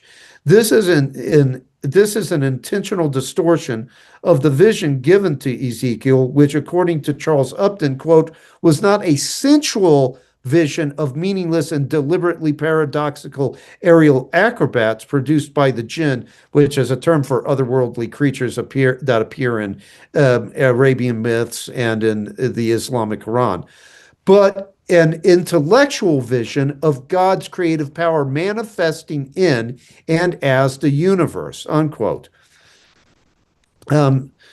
While Ezekiel's encounter with God was of an intellectual and spiritual nature, while UFO past, present, and future transplants Ezekiel's experience in the realm of the 5 senses, all physical aspects of the experience, if there were any at all, were merely the results of what first occurred on the intellectual and spiritual levels. Upton writes, quote, "If the throne appeared to Ezekiel's eyes, it was only because the meaning of the throne had already dawned upon his heart," unquote. By reinterpreting a theophany as a demonstration of extraterrestrial technology, UFOs past, present, and future displaces the God of the Abrahamic faiths and fills the void with morally problematic aliens that are not worthy of anything close to reverence or worship. Where did this strange and blasphemous idea come from? The source of the inspiration for this notion is most likely Swiss author Eric von Daniken's Chariots of the Gods, Unsolved Mysteries of the Past, a UFO book that made its American debut in 1969. In that curious book, Van Daniken focused in on the wheels within wheels described by Ezekiel, stating that this feature indicates that the Old Testament prophet saw, quote, what the Old Testament prophet saw, quote, was one of those special vehicles the Americans use in the desert and swampy terrain, unquote. Van Daniken, or it was comparable to that. Van Daniken also asserts that the wheels, which rose with the living creatures when they left the ground, operated like, quote, the wheels of a multi-purpose vehicle, say an amphibious helicopter, unquote. Such a device, of course, would not be omnipresent like the biblical God. It should come as no surprise, therefore, when Van Daniken writes, quote, Ezekiel gives precise details of the landing of this vehicle. He describes a craft that comes from the north, emitting rays and gleaming and gleaming and raising a gigantic cloud of desert sand. Now, the God of the Old Testament was supposed to be omnipotent. Then why does this almighty God have to come hurtling up from a particular direction? Can he not be anywhere he wants without all this noise and fuss? Unquote. The symbolism and pictorial shorthand that appears in the Bible's prophetic sections does not factor into Van Daniken's interpretation of Ezekiel's vision. Throughout sacred scripture, the north appears as a symbol of divine presence and power and is often associated with judgment and calamity. None of these theological realities seem to matter to Van Daniken. For him, the text is describing some kind of extraterrestrial helicopter approaching Ezekiel from the literal north. The Swiss author wraps up with the following question, quote, "Who spoke to Ezekiel? What sort of beings were they?" Unquote. Van Daniken, of course, is speaking rhetorically. For him, Ezekiel's vision is a UFO incident that a primitive Old Testament prophet mistook for God. The anti-Christian variety of ufology promoted by Van Daniken may not have been formed in a vacuum. It is interesting to note that the manuscript for what would become Chariot of the Gods, Unsolved Mysteries of the Past, first caught the eye of Econ Verlag, a Dusseldorf-based publishing company founded and directed by Erwin Barth von Wehrenfnaup, a man who, according to the Pittsburgh Review of Books, quote, had a Nazi past, unquote. The Nazi past included, quote, writing for various Nazi publications, unquote. At one point, von Wehrenfnaup was even selected to be the editor-in-chief of Nordland, the SS publishing house, quote, though the appointment fell through, unquote.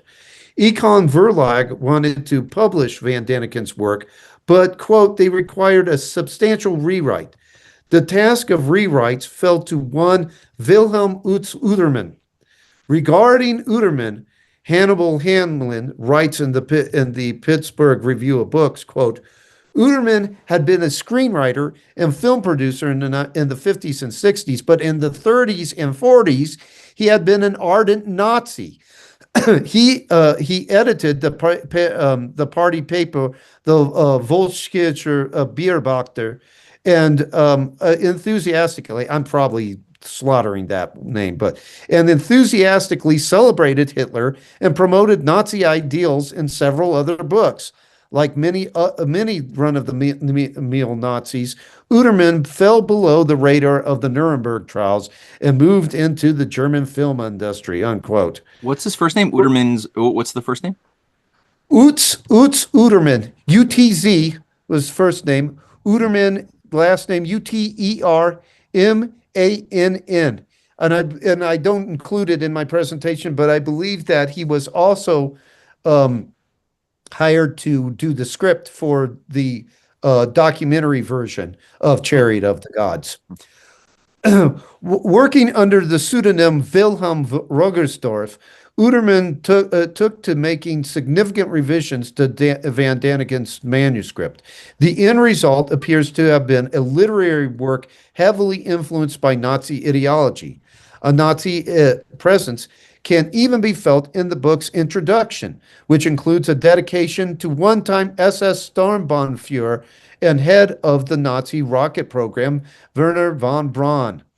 The book's obsession with ancient alien astronauts and its anti-Christian tone are the strongest indicators that the book was significantly shaped by Nazi ideology. The alien astronaut theories entertained by Chariots of the Gods have always been important to Nazis of both the old and new guard. Anti-Christian themes found in Van Daniken's work also mirror Hitler's revulsion for Christianity. No less a Nazi stalwart than Joseph Goebbels, Hitler's propaganda chief, noted the Fuhrer's rabid hatred of Christianity. On December 29, 1939, the Reichsminister of Public Enlightenment and Propaganda wrote, quote, "The Fuhrer is deeply religious, though completely anti-Christian. He views Christianity as a symptom of decay, rightly so. It is a branch of the Jewish race. This can be seen in the similarity of religious rites. Both Judaism and Christianity have no point of contact to the animal element, and thus, in the end, they will be destroyed. Unquote. None of the Nazi elements in Van Daniken's work prevented his outrageous interpretation of Ezekiel's vision from making its way into UFOs past, present, and future. At this juncture, an important question rears its head. Who was responsible for the inclusion of Van Daniken's heretical interpretation of Ezekiel in the film? Should blame be placed at the feet of Emmenegger and his co-author Carol Johnson? DoD and NASA involvement in the project suggests other culprits, ones that inhabit America's deep state. Emmenegger and Johnson were simply writers, not practitioners of doctrinal warfare. They were, in all likelihood, political innocents, completely unaware of the games played in the dark side of government. The same cannot be said with any certainty about the government circles that assisted Sandler, Emmenegger, Johnson, and the rest of the documentary's production crew.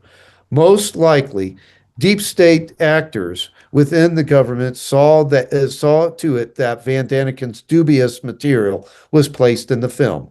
Those actors, of course, were not hoping to deepen the faith of Christians.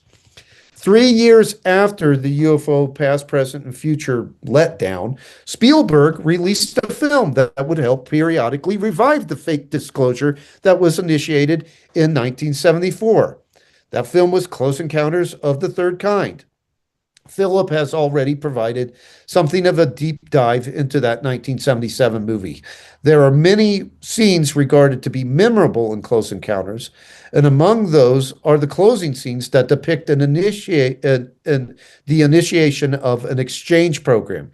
In the final moments of the film, 12 humans, 10 men and 2 women, received training, orientation, and a brief prayer and blessing from a member of the clergy before being loaded up onto the alien mothership for transport to the aliens' home world. An interplanetary exchange including 12 humans, 10 men, and 2 women can also be found in a disinformation piece that would periodically surface in the UFO community. This disinformation piece, of course, sparked the belief in the UFO community that Close Encounters was based on real events. In 1983, the exchange program was helped along. The exchange program story was helped along when author and filmmaker Linda Moulton Howe was promised evidence by none other than AFOSI Sergeant Richard Doty. This is the same Doty who, in addition to being an AFOSI agent, was a representative of the aviary disinformation outlet and largely responsible for UFO researcher Paul Benoit's descent into madness. Doty told Moulton Howe that the exchange program had taken place at none other than Holloman Air Force Base, the same base that was featured in UFOs past, present, and future. The evidence he promised included film, photographs, and documents. Doty claimed that all the promised material had been approved by the U.S. Air Force for release. All of this was supposed to be used in a documentary for HBO that was going to be entitled UFOs, the E.T. Factor.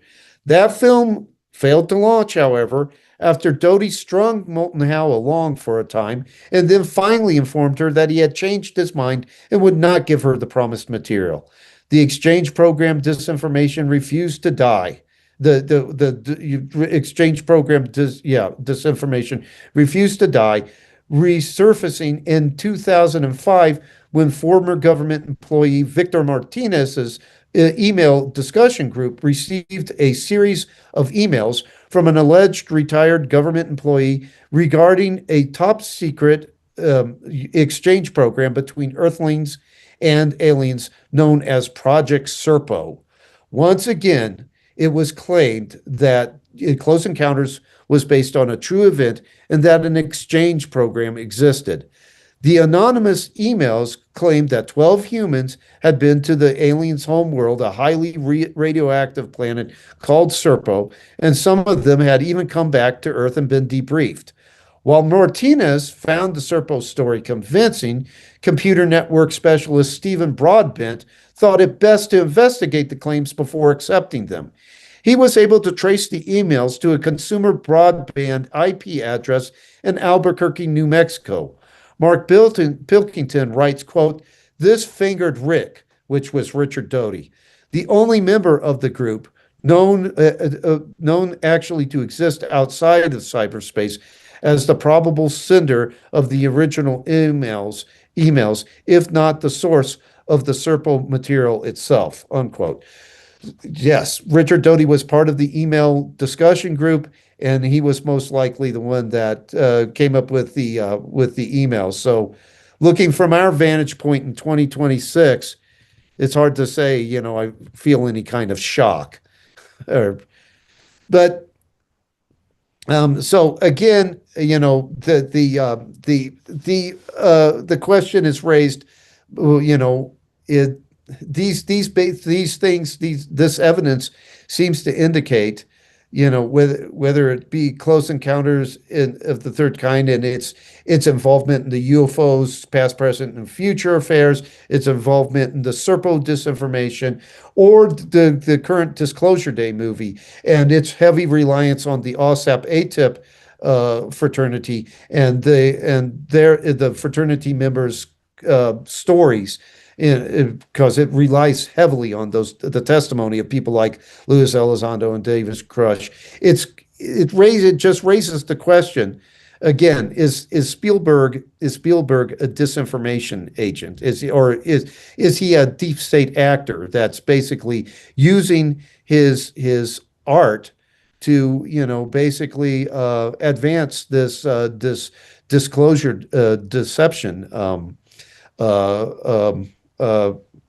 This whole effort, this deception effort, that again mirrors a 1974 effort. We've been here before, and if people don't wise up, we'll probably be here again in the future. And what's going to happen, what we're forecasting, is the same thing that happened with the 1940 disclosure deception effort. There'll be all these promises made. We already have Grush talking about plasmoid creatures. We have Eric W. Davis talking about reptilians, about large blondes, Nordics, and all this evidence will be promised, and then the promise will be violently retracted at some point, and people's hopes will be dashed upon the rocks and all. Not my hopes. I would probably have a good laugh, but a lot of other people are going to experience what is comparable to the great disappointment that happened in the 1800s with the Millerites when they were expecting Christ's return and sold everything, and they were expecting it by a certain date. That said date came and went. Nothing happened. They were out of luck. I want to touch upon one more aspect of Disclosure Day. There's some unsettling kind of groomer themes in Disclosure Day that I would like to touch upon. At least two members of MAGA are connected to predatory circles. This is the same MAGA group that Spielberg belongs to. Charles Bronfman, the founder, one of the founders of MAGA, is the uncle of Claire and Sarah Bronfman, sisters who, according to Esquire, spent years financing Nexium, a multi-level marketing company and a cult involved in sex trafficking. Claire became the cult's operations director and spent $150 million on the group. Within the Nexium cult structure, there was a secret society referred to as DOS, which branded captive women and used nude pictures of them for blackmail purposes. Leslie Wexner, another co-founder of the MAGA group, a name that should be familiar already to everybody present, had Jeffrey Epstein as his chief financial manager. Epstein, of course, was charged with sex trafficking on July 19th and died in a New York jail under mysterious circumstances. The high volume of immense and overwhelming evidence that Epstein was running an intelligence operation engaged in blackmail has prompted former National Security counterspy John Schindler to write, quote, "That's not a one pedophile job. And given the industrial scale of Epstein's abuse over decades, with at least hundreds of victims, it would take a considerable retinue, if not a small army, to keep that sordid operation going and out of the public view for any extended period of time," unquote. Wexner gave Epstein considerable control over his wealth and finances, including power of attorney. Mega's predatory links may help explain what appears to be an attempt to glorify the pedestry ideal, the ideal of pedestry, the pedestry ideal in Disclosure Day. The movie's two principal characters experienced traumatic childhoods that were filled with grooming and abuse. In their youth, Kellner and Fairchild, the two principal characters, were visited by aliens disguised as friendly woodland animals. Retired occult crime investigator Gregory R. Reed has pointed out that many occult criminals involved in CSAM, that is child sexual assault material, and human trafficking, wear masks when victimizing minors. Masks allow the predators to conceal their identities and renders the victim's testimony unbelievable. Then comes the especially insidious part. The children were taken to a disguised spaceship, which is called Hansel and Gretel's house. Everyone who knows the story of Hansel and Gretel understands the house in the story to be the dwelling place of a witch who wins children's trust so she can fatten them up and then consume them. Disclosure Day, however, inverts this cautionary tale. Hansel and Gretel's house becomes a place where the children go to receive special gifts, counterfeit charisms that are bestowed through horrific abuse and experimentation. The exploitation the children are put through is presented to the audience as something good, an experience that helps them gain superpowers. The children are traumatized by this experience.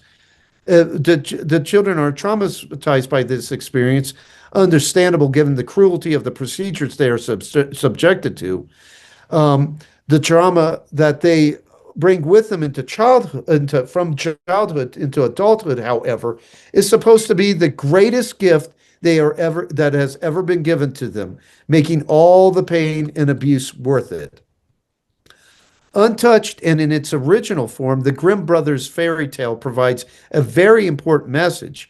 It teaches us not to trust all strangers who approach claiming to have our best interest at heart. Why did Spielberg and writer David Coep bastardize the story, encouraging openness to child abuse? Over the years, the truth about a predatory cross-section of the oligarchy has come out, with accounts of abuse from the Presidio to Franklin, Nebraska, to Epstein Island and possibly Zorro Ranch. The public has become acquainted with the appetites of certain elite deviants. This places Spielberg's latest offering in a very unsettling and disturbing context. And with that, I'll hand it back over to you. Yeah, that was hardcore. That was good. Mary Picard approves. So, yeah, that was good. That was don't forget to add in the song that the little girl, the young Margaret Fairchild was singing when she was like 7 years old and about to get molested at Gretel's house. Oh yeah. Remember that song? Soon my prince will come, I think. Yeah, from Disney's Snow White. Yeah. That's right. Yeah. Which has its own weird, especially the original folk tales have strange cannibalistic overtones as well. So that's really good. I got a quick question for you guys. Sure. So far, the Russian Cosmists and things like, the Solaris film that was first a Russian film that was remade in the English language with George Clooney more recently, has a lot of, I found, overtones that were similar to the Arthur C. Clarke story and treatment. You're absolutely correct. In 2001. Can you guys speak about a bit more of the Cosmists Yeah, as a parallel to this Gnostic weird thing that's infiltrated the entertainment industry? absolutely, absolutely. With the Cosmists, believe it or not, were one of the several precursors to the Bolsheviks. And the Cosmists engaged in this Immanentist eschatological tradition, which is a centerpiece of modern Gnosticism. Modern Gnosticism kind of departs from ancient Gnosticism in that ancient Gnosticism would not countenance the ontological confines of the physical universe as real or authentic. It's all simulacrum. In the modern Gnostic tradition, the confines of the physical universe are viewed as more so as a dilapidated habitation to be renovated by those who are in possession of gnosis, of the secret knowledge, to remake the world. But at any rate, in that Immanentist eschatological tradition that we see beginning with Jacob Levi in the 18th century Enlightenment, they ascribe numinous qualities to space. They ascribe to space, and James Herrick touches upon this in his book Scientific Mythologies. I wish I still had my copy, but my copy just fell apart. I used it so much.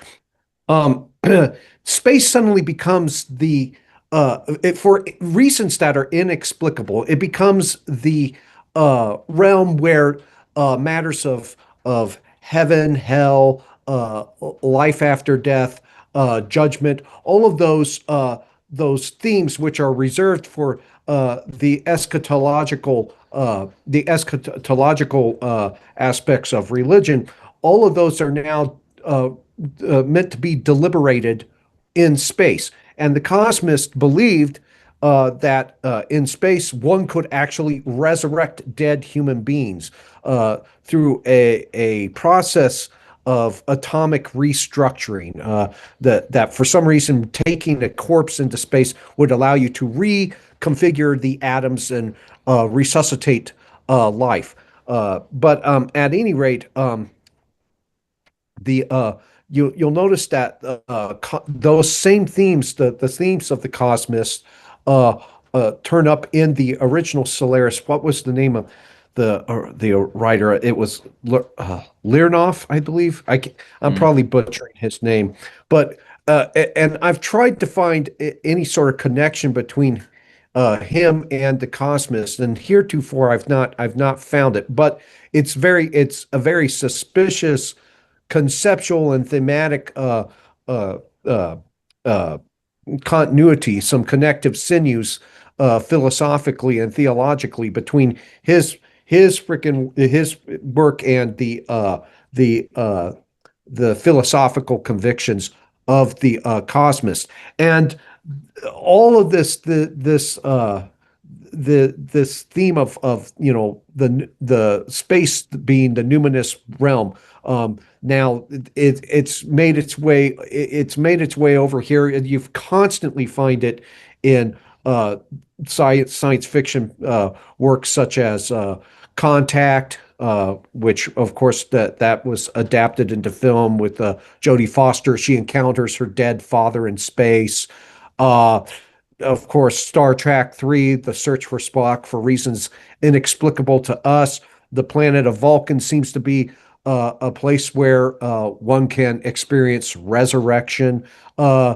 Event Horizon actually transposes hell into the void of space. And that all seems to be part of that Immanentist eschatological tradition. One of the ways that it probably found its way over here is through Werner von Braun. There's many scholars that have pointed out that he was a cosmist. He possessed cosmist beliefs, and and then he went to work for Disney, and much of Disney's views on space, which appear in a lot of the shows that he made, and contains those cosmist themes as a result, and when we imported Nazis over here for their talents in the realm of rocket science, and intelligence. And what many people don't realize, though, is that we also, with that, we imported Nazi esotericism. And that Nazi esotericism didn't stay within these Nazi enclaves here in the it's fanned out. It fanned out, sometimes organically, sometimes not so organically, into places like the UFO community. And so one of the ways that Cosmist those Cosmist beliefs found its way into America's popular culture, into the UFO community, was through unreconstructed Nazis. Unreconstructed Nazis are all over. Their fingerprints are all over the UFO deception. You barely scratch the surface and you find a Nazi underneath, and also.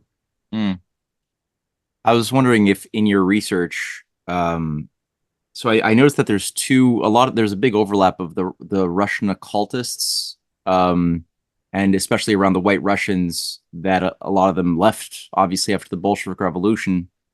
And, you get the Orthodox Church outside of Russia that was split off, and that a lot of it, focused on redeveloping itself. I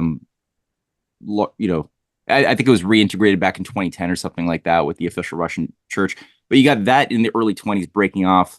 And then you have the Order of St. John of Jerusalem also splitting off with their own Russian lineage. That seems to be the version that a lot of the Nazis became members of when they were like the SS, and a lot of the American deep state leaders like Dulles were members of the Order of St. John of Jerusalem. It seems like a lot of them were moving in the Russian lineage, because the order was set up for like 3 years under the Napoleonic Wars in St. Petersburg before it moved elsewhere. And I noticed that in my research on the murder of JFK, that a ton of the players who oversaw the murder of JFK and things like Capricorn One and Sun Media Productions, that was doing all of these Mormon-esque ESP films, Gnostic Jesus films, as well as alien films in the 70s. They're members of the Order of St. John of Jerusalem of the Russian lineage. And I'm wondering if in your research you found that this thing was also playing a role with the Nazis that were being brought in to affect our culture and things like that. Is that something that you've bumped into quite a bit, or not so much? There's an individual that we talk about in the forthcoming 7th installment that might be a nexus between all these strange ideas from the White Russians and the Nazis. And that individual is named Nicholas de Rochefort. Yeah, he was a psychological, a psychological warfare guy within the Central Intelligence Agency, and so we read over some of his FBI file. Jack Brewer, a researcher, Jack Brewer, got his FBI file and was good enough to put it online, and we cite it in the new article. And some of it we don't. With some of the parts that we don't cite, though, are highly significant. And Nicholas de Rochefort, he supported the Vichy government in France. So there's the fascism, there's the Nazism.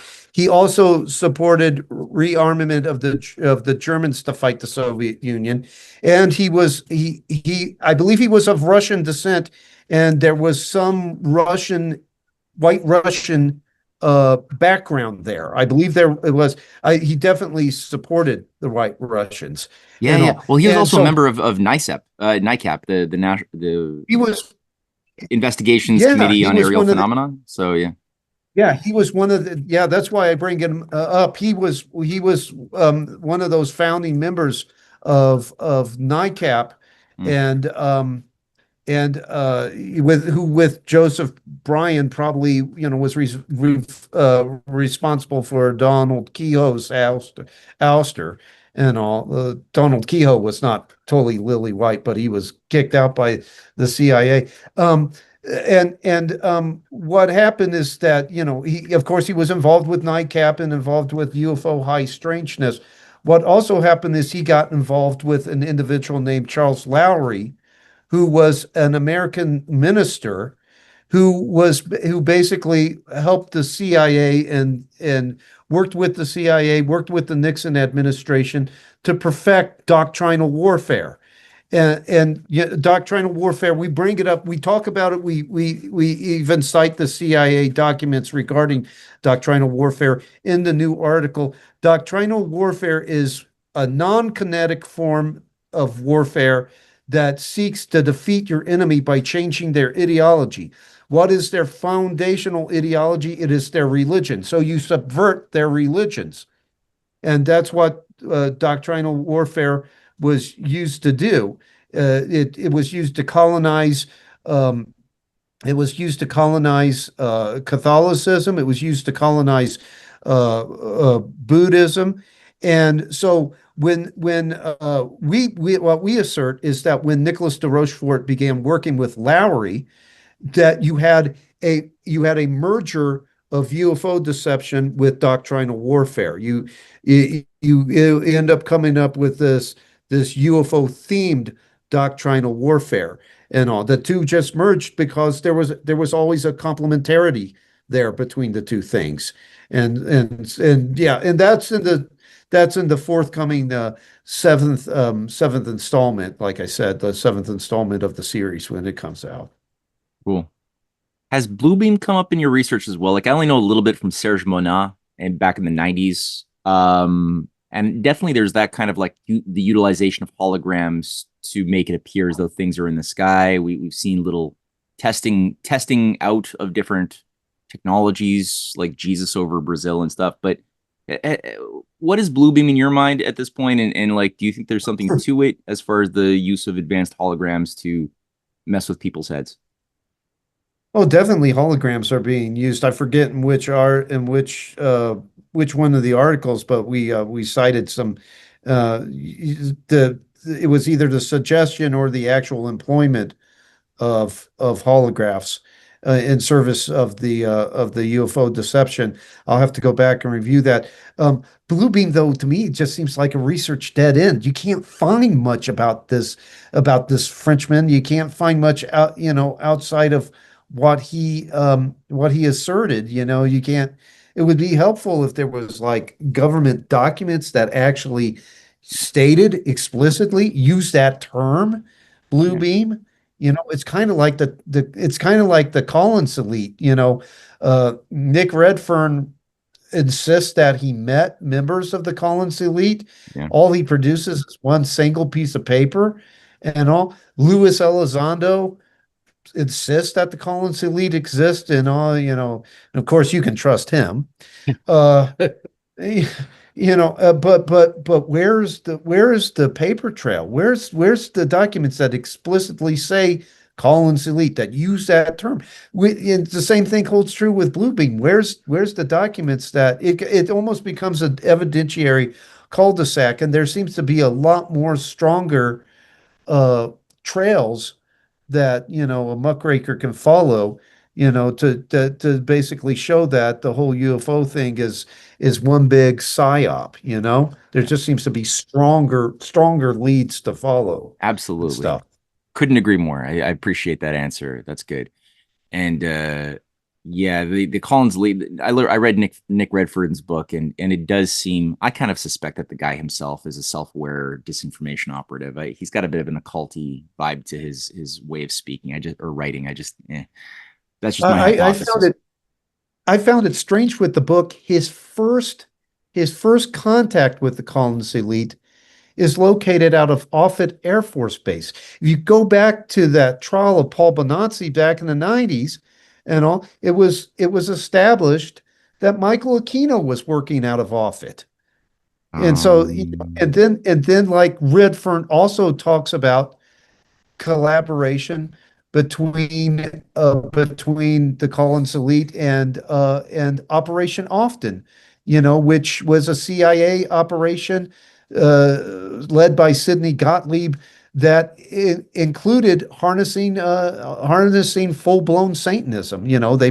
They brought in they brought in Sybil Leek, the witch. They brought in coven members, card readers, and so why would this supposedly Christian Collins elite be collaborating with Yep, totally. yeah. So Yes, I mean, 1000%. Yep. All it's right, red highly alarms of smells like sulfur. Okay, all right, we got it. All right, Mary, you got a question? Yes, I was just wondering if you looked into Makerba Judaism. Like I know you referenced Ezekiel there, but and I know that it was only practiced like before the Common Era, but is there possibly a through line? Like if you consider that Spielberg's Jewish, like I don't know, just a thought that maybe it'd be something worth looking into, or if you're familiar with it. I'm not familiar with it. I know that his Jewish background allows, and it allows him kind of a portal into the covert world through groups like Mega, through which is this claims to talk about and do nothing more than talk about philanthropy and Jewishness and all, but then you see that that's actually politically active on the part of Israel, might have been involved again in the mega spy scandal back in the 90s and all. It kind of provides him access to a certain portion of the deep state, of the one with a kind of uh, I don't want to say Jewish orientation, but it just that the thing they share among them, the common thing that they share is that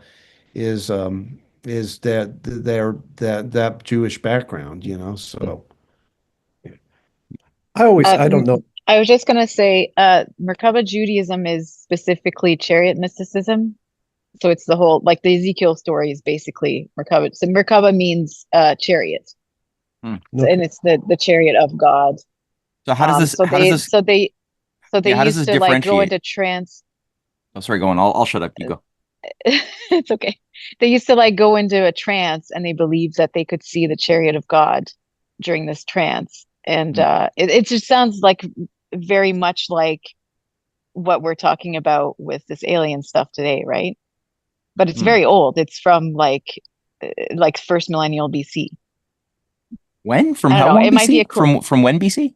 first millennial BC. And Like they they were use do they they were use the typical Torah, the typical Talmud, all that stuff? They use all those things? and it did well, it didn't exist back then. Right, that's true. Yeah. Good point. And they still think that's still a power, that's still an influential current within Judaism today? I'm just wondering if it is and if Hmm. it's worth you guys looking into because Hmm. it just sounds so like it sounds like the same kind of belief, right? Hmm. Cool. Yeah, interesting lead. What do you think, Phil I think that with or Paul? Oh, sorry. or Orthodox, both upper and lowercase o, Christianity and Orthodox Judaism would look at it not as a division, as not as a product of a trance, but more so a theophany, as theophany. And I think that's the proper interpretation of Ezekiel. Once you start, looking at it as altered states of consciousness, or looking at it the way that Van Daniken did. Oh, you mythologized an encounter with an alien.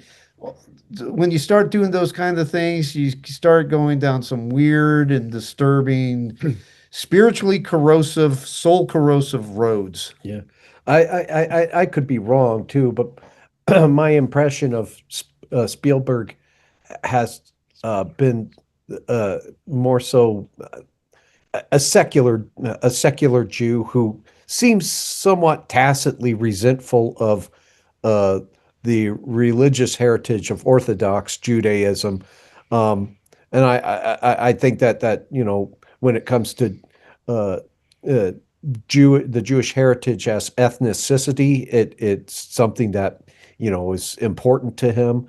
But when it comes to the religious traditions, I think that he's been more or less contemptuous of it, perhaps even for reasons that, Nietzsche was contemptuous of Christianity, because Nietzsche regarded Christianity as the bacillus of the Jews. And I think that Spielberg's acrimony for Christianity, which is on full display now on Disclosure Day, that he probably arrives at that contempt for Christianity out of a deeper contempt for the Orthodox Judaism of his religious heritage. Which, but I could be mistaken. But I think he has a certain degree of contempt for it. There is that one video that I don't know if you guys have all seen this online, of Spielberg's mother with Rabbi Schneerson before the Rebbe died, of the head of the Chabad Lubavitch, and she's receiving blessings from the Rebbe and blessings for her son to be successful, and it's gone kind of like viral now for obvious reasons. So at the very least, that may not represent necessarily his view, but that's really where his mom was at, and this guy's an apocalyptic messianic, cult leader. So there's that element to things.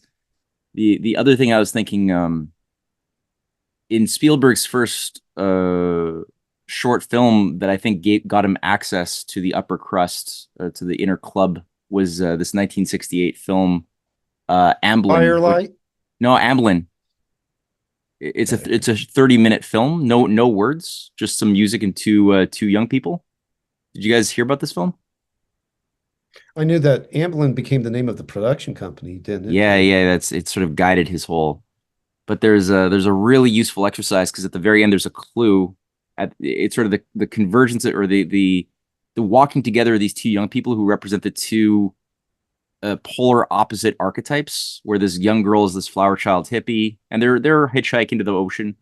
And she's introducing this young guy in his 20s to drugs and stuff, and he's acting like he's a hippie, but he's not. He's clearly a different species character-wise, and he's got a guitar case, but you don't get to see what's inside of it. You assume it's a guitar, but you start seeing that she's suspicious that he's not what he seems. He's something different. And then by the very end, he's in the water, she's on the beach. She opens up the guitar case and discovers that, sure enough, there's no guitar. He's a fake hippie.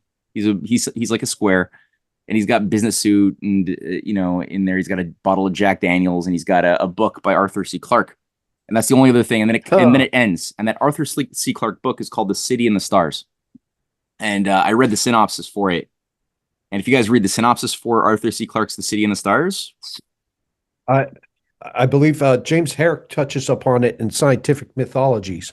Oh yeah, and he cites it as being deeply tinctured, as is most of Clarke's work. Yeah, well, it's all AI gods, a million years in the future, in like two cities. Yes. One's this city where people are 3D printed in this matrix-like world, where they're carrying on their memories are inputted into like a hard drive and then inserted into the new bodies that are built for them. And this one guy's just not happy with that. He's kind of like a Neo character, and he wants out. He finds out, and then he finds another city that's been co-developed as well, which is a city of hippies and telepaths. They don't have technology.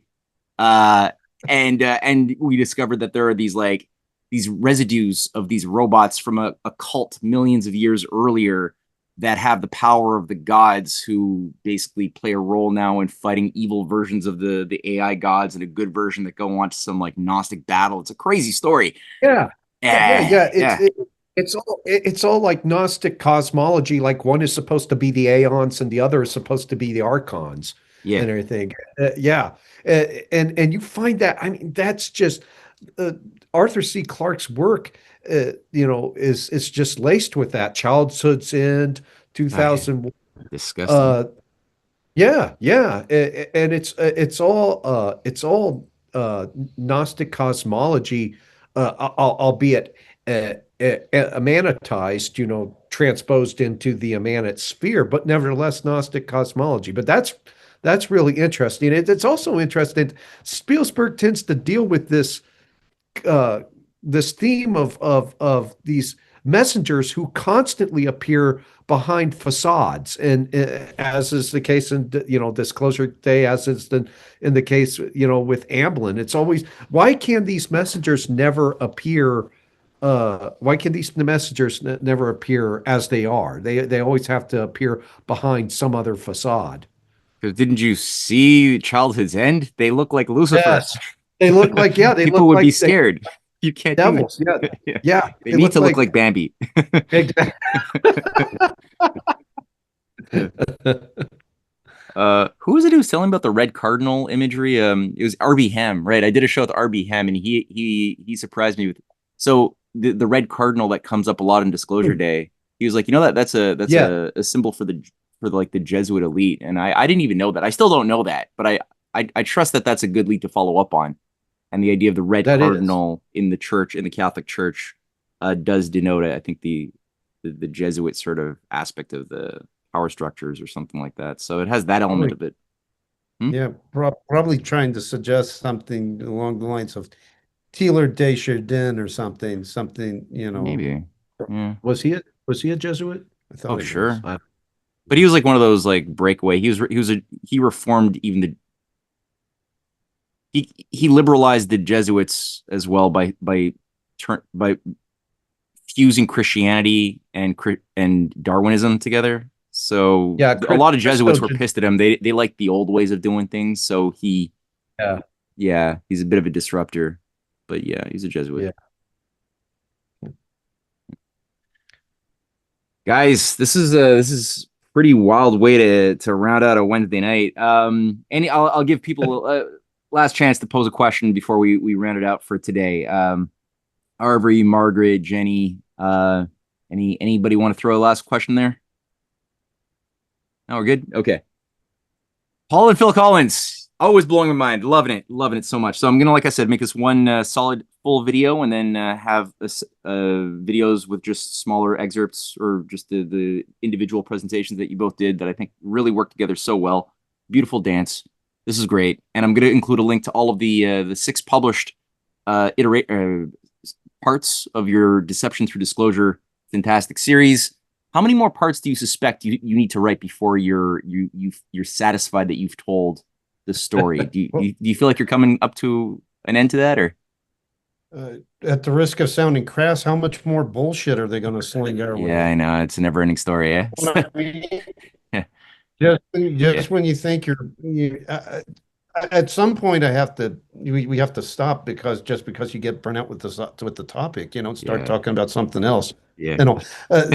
I guess it really depends on when this whole thing peters out, when they run out of steam, because I really do. This is going to end with a whimper and not a bang. There might be some kind of false flag thrown in there with actual casualties or something, but that will re-energize the thing for a while. But eventually, this is just gonna die out because it's all smoke and mirrors. There's nothing there to see, Mm-hmm. and eventually that's going to become apparent even to the most stalwart believer in this stuff, And well, I was reviewing the storyline of Childhood's End, and that's kind of like one of the quagmires of the story. And I never read the novels; I just read the summaries. Yeah. But what are you gonna? Life's too short. But yeah, that's one of the things, that these alien craft appear above the Earth, but they don't show themselves for like 7 generations, right? And then a century later, then they have a select few people, and they've only interfaced with like the head of the United Nations, is the one person allowed to see their true form until the big reveal finally happens after a few generations. But that involves somehow using, like, abducting special kids on behalf of Lucifer. That's got to happen too, right? So.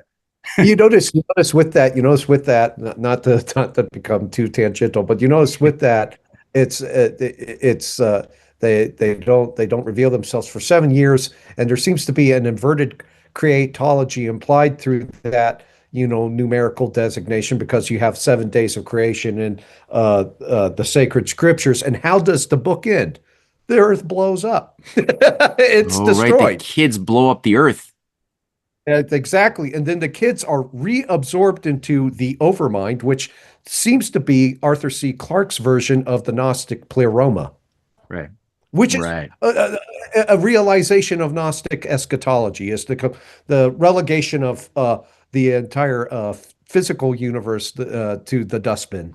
These people's fixation. I don't want to go off on a big That's fine. tangent right at the end, but these people's their fixation with children is creepy. It's just creepy. That's an understatement. Yeah. So No, our I hear you, man. It's and Arthur C. Clarke. We can only imagine, but why he was made a knight Grand Commander of the British Empire. But I think he probably earned that just as Jimmy Savile did. yeah, in Seville tradition, yeah. Well, guys, thank you so much for sharing all of this. I'm gonna get the links to all of your stuff down in the description box, including links to your books. So, like usual, we're gonna get back on track with our usual Sunday lecture series. This Sunday, we'll do something on Kwame Nkrumah, Shikanto Diop, and the battle over African deep culture and the collective memory of Africa between the British, the French, the Belgians, the Germans, and all of the other imperialists that have tried to crush the more inspired Renaissance traditions of deep African history during the centuries of colonialism. So Nick is going to go through a lot of that incredible story that it's going to accommodate or complement his article series that we're publishing on RTF. So we'll get the invitation out for that in the next 48 hours. And thank you all for attending, and thank you guys for sharing. Take care. Hey, thank you so much, Matt. Bye-bye.